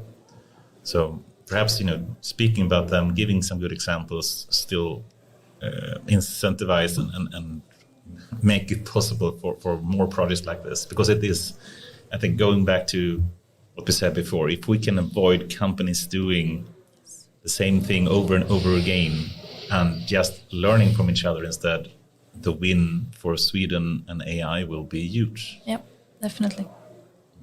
I have one last angle on this ecosystem, because learning the hard way, and I think Anders' storytelling on how small piece the algorithm is in relation to putting something in operational production. In order to make AI work and be successful, we need multidisciplinary understanding, and we need to string things together from many different core disciplines. And we can start in the tech disciplines. There are several, from data engineering to AI engineering to UX engineering, if you want to have augmented AI for and you need to put it in production. So here we have come from practices. MLOps is just one piece of that puzzle in relation to all the other stuff. And then I take it further into business. We probably need to go from process thinking to product thinking and have CPOs and product ownership and stuff like this. And then we need to have DevOps. I haven't even started on the business side yet. And now we need to have a different type of organizing cross-functional business and tech people. So very, very fast, in order to succeed with AI, we get out of the core space of AI and understanding how AI fits in cohesively in a multidisciplinary puzzle. So what does that tell us about collaboration and this ecosystem and what AI Sweden needs their equivalents in other fields, or should you all of a sudden be masters of all trades? So how are you thinking about collaboration multidisciplinary in order to succeed with AI? Because it's a multidisciplinary problem to go to production. Yes, and I think that it depends on different initiatives and different projects and different things. But one key here is to be complementary and to work with the ones that are, if we want to work with production, I mean, we should work with communities or organizations that are really good at production, and we can bring one piece of the puzzle and we can make sure that they get connected to healthcare, for example, to learn from what's done there and vice versa. And so we should not do everything. We should be really good at knowing who is really good at this, who is the subject matter expert on this, how can we connect into this. So we should not do anything. But should all of them, even if they're in a completely different discipline, first be a partner to AI Sweden to participate? Depends. I would say most of them are. A lot of them are already. That is not AI. As I said, a lot of our partners are not AI companies or AI organizations. So we have a lot of the, in Vinnova words, behovsägare, need owners, like the stakeholders. Yep. We have a lot of them already in the networks. And But of course, we build collaborations with the ones we need to build collaborations with. I say WASP is one great example. Of course, they are in the AI field, but we are still complementary. They're doing the fundamental research. We are working on the apply side. If we can connect that is a great example of how we connect to AI investments. This is a little bit my pet peeve, sort of what's the challenge now, and where I think there's a very different... I take the example of Data Innovation Summit that we've been running now for several years, and where the core story is like, how do we build a conference and a community that is multidisciplinary? So basically one of the few conferences where you have the data engineers, the data scientists, and machine learning engineers, also meeting from people in innovation and all that. So the community is clearly multidisciplinary, and you end up with, personified by a conference, different tracks, completely different tracks. And for me now, the ecosystem, in order to solve this, needs to be those different tracks. And now it becomes tricky, right? Because AI, if I go to, typically in a company, I have my practices in the data science domain, I put them on the table. And now I need to fit them with the data engineering domain, with the design thinking domain, yada, yada, yada. So here becomes, for me, sort of to try to wrap my head around how the community works and how we collaborate on that, and how AI is a super, super important piece of the puzzle, but it's just one piece of several big ones. Definitely. And therefore, how do we need to organize this community now, and how do we need to contribute in different ways? Because some things makes no sense that they're driven from the AI perspective. They should be driven from the business perspective. And then we look at the AI, So this is sort of, I'm really trying hard to understand from reality of solving these projects, how to get this together, right? In reality, you need to get all those different actors together. And it's not really that one actor is sort of driving that. Potentially, I don't know. But I think we're working with a lot of different roles in all organizations that we are working with. And I think that is key. I think we have one good example. If we go back to the GPT project now, we have one of the persons leading our language effort has a background in history and social sciences. And she is now putting up a domain subject matter expert pool on different aspects of data.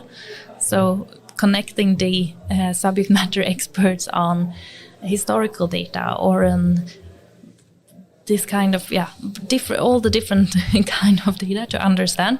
That is one part, and that we have the connections from the universities. We have talked a lot about to the AI people at the universities, but still we have the universities and can talk to social sciences as well.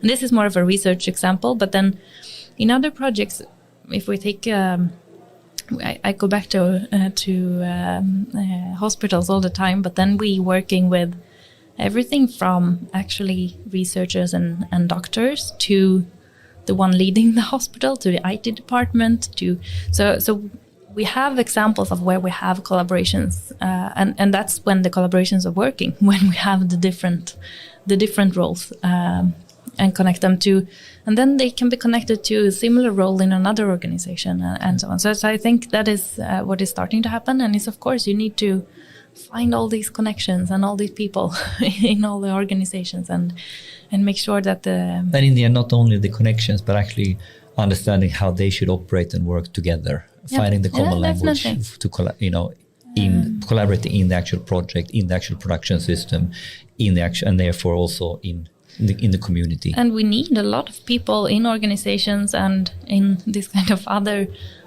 facilitating organizations or whatever you want to call it, that understands enough of the technology and enough of the domain. So important. And because they are really the glue here. And it's hard to find this kind of people. That is, and it's hard to describe that kind of role. It's because you need to be able to see patterns. You need to be able to see that, okay, now they're talking about the same thing, but they're not understanding each other. They are using different, but it's super fun when you make it work and you see that, okay, now it will happen, now the project will happen.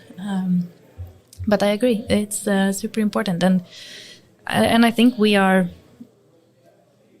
it's easy to talk about AI, but when we talk about AI, we really talk about the transformation needed. And I'm a bit more focused on the technical side, maybe because that's where I put my efforts. But of course, it's connected with everything. It's so absolutely, we work with the entire network and different roles all the time. Perfect. I think we are moving past our 2 hours, and if the listener hasn't heard, now today, more than ever, can we call this a proper AI after work? One of the visions we had was, imagine when a party is going on and then coming in, and we're having our podcast, and we can join the party. And this is exactly what is happening today. Goran, what is happening upstairs right now? Caught me red-handed there. Yeah, you were in the middle of something. Sorry for that. No, I was taking the camera. So that is a very funny story. So this summer I was like very obsessed with.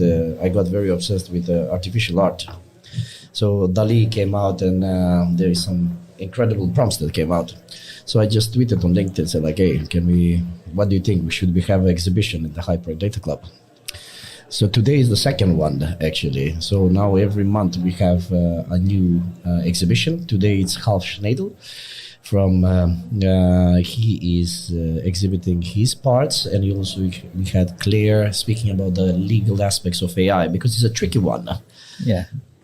Legal aspects of AI art. Yes, exactly. She's about to start now, so I think that we can actually hear that part. She's a lawyer, so it's a very new community, which is super nice, and I'm super excited about it, because it's not only data. You have artists as well. You have like lawyers. You have like we have critics and skeptics and all of these things.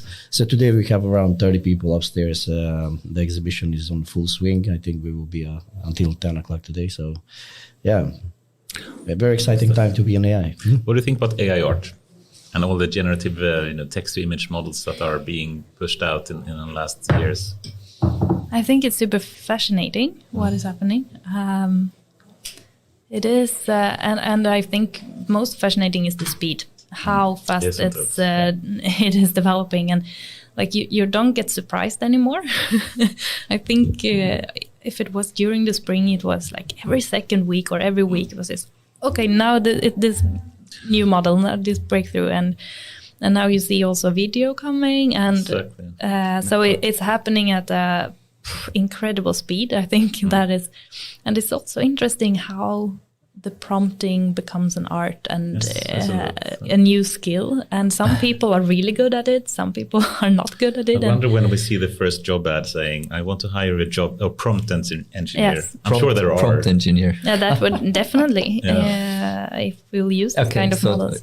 Unpack a prompt engineer. What are we talking about? Simply that these kind of models, both GPT-3, the text models, and also the image models, text to image, they can't really be fine-tuned for what you do. So what you do instead is you add a prompt or a description or a piece of text saying, this is what I want to have generated. So you can be generating text or images or video or even audio these days. So now you need to be very good at writing those prompts to get what you want. Yeah, it's a new art form. Yeah, so DALL-E released a prompt book, it's called, and it's like a very massive catalog of So you can learn how it thinks and works. But what is beautiful with AI generated art, that you can actually do something which was not done before. For me, this is in a two major aspects. The first thing, you can take poems, for example, Shakespeare put it, and then put it into the prompt and see what is going to happen. And some very ridiculous things happen, right? The second thing is that basically, even if the art is finished, it's never finished, because if you add another word, the art continues.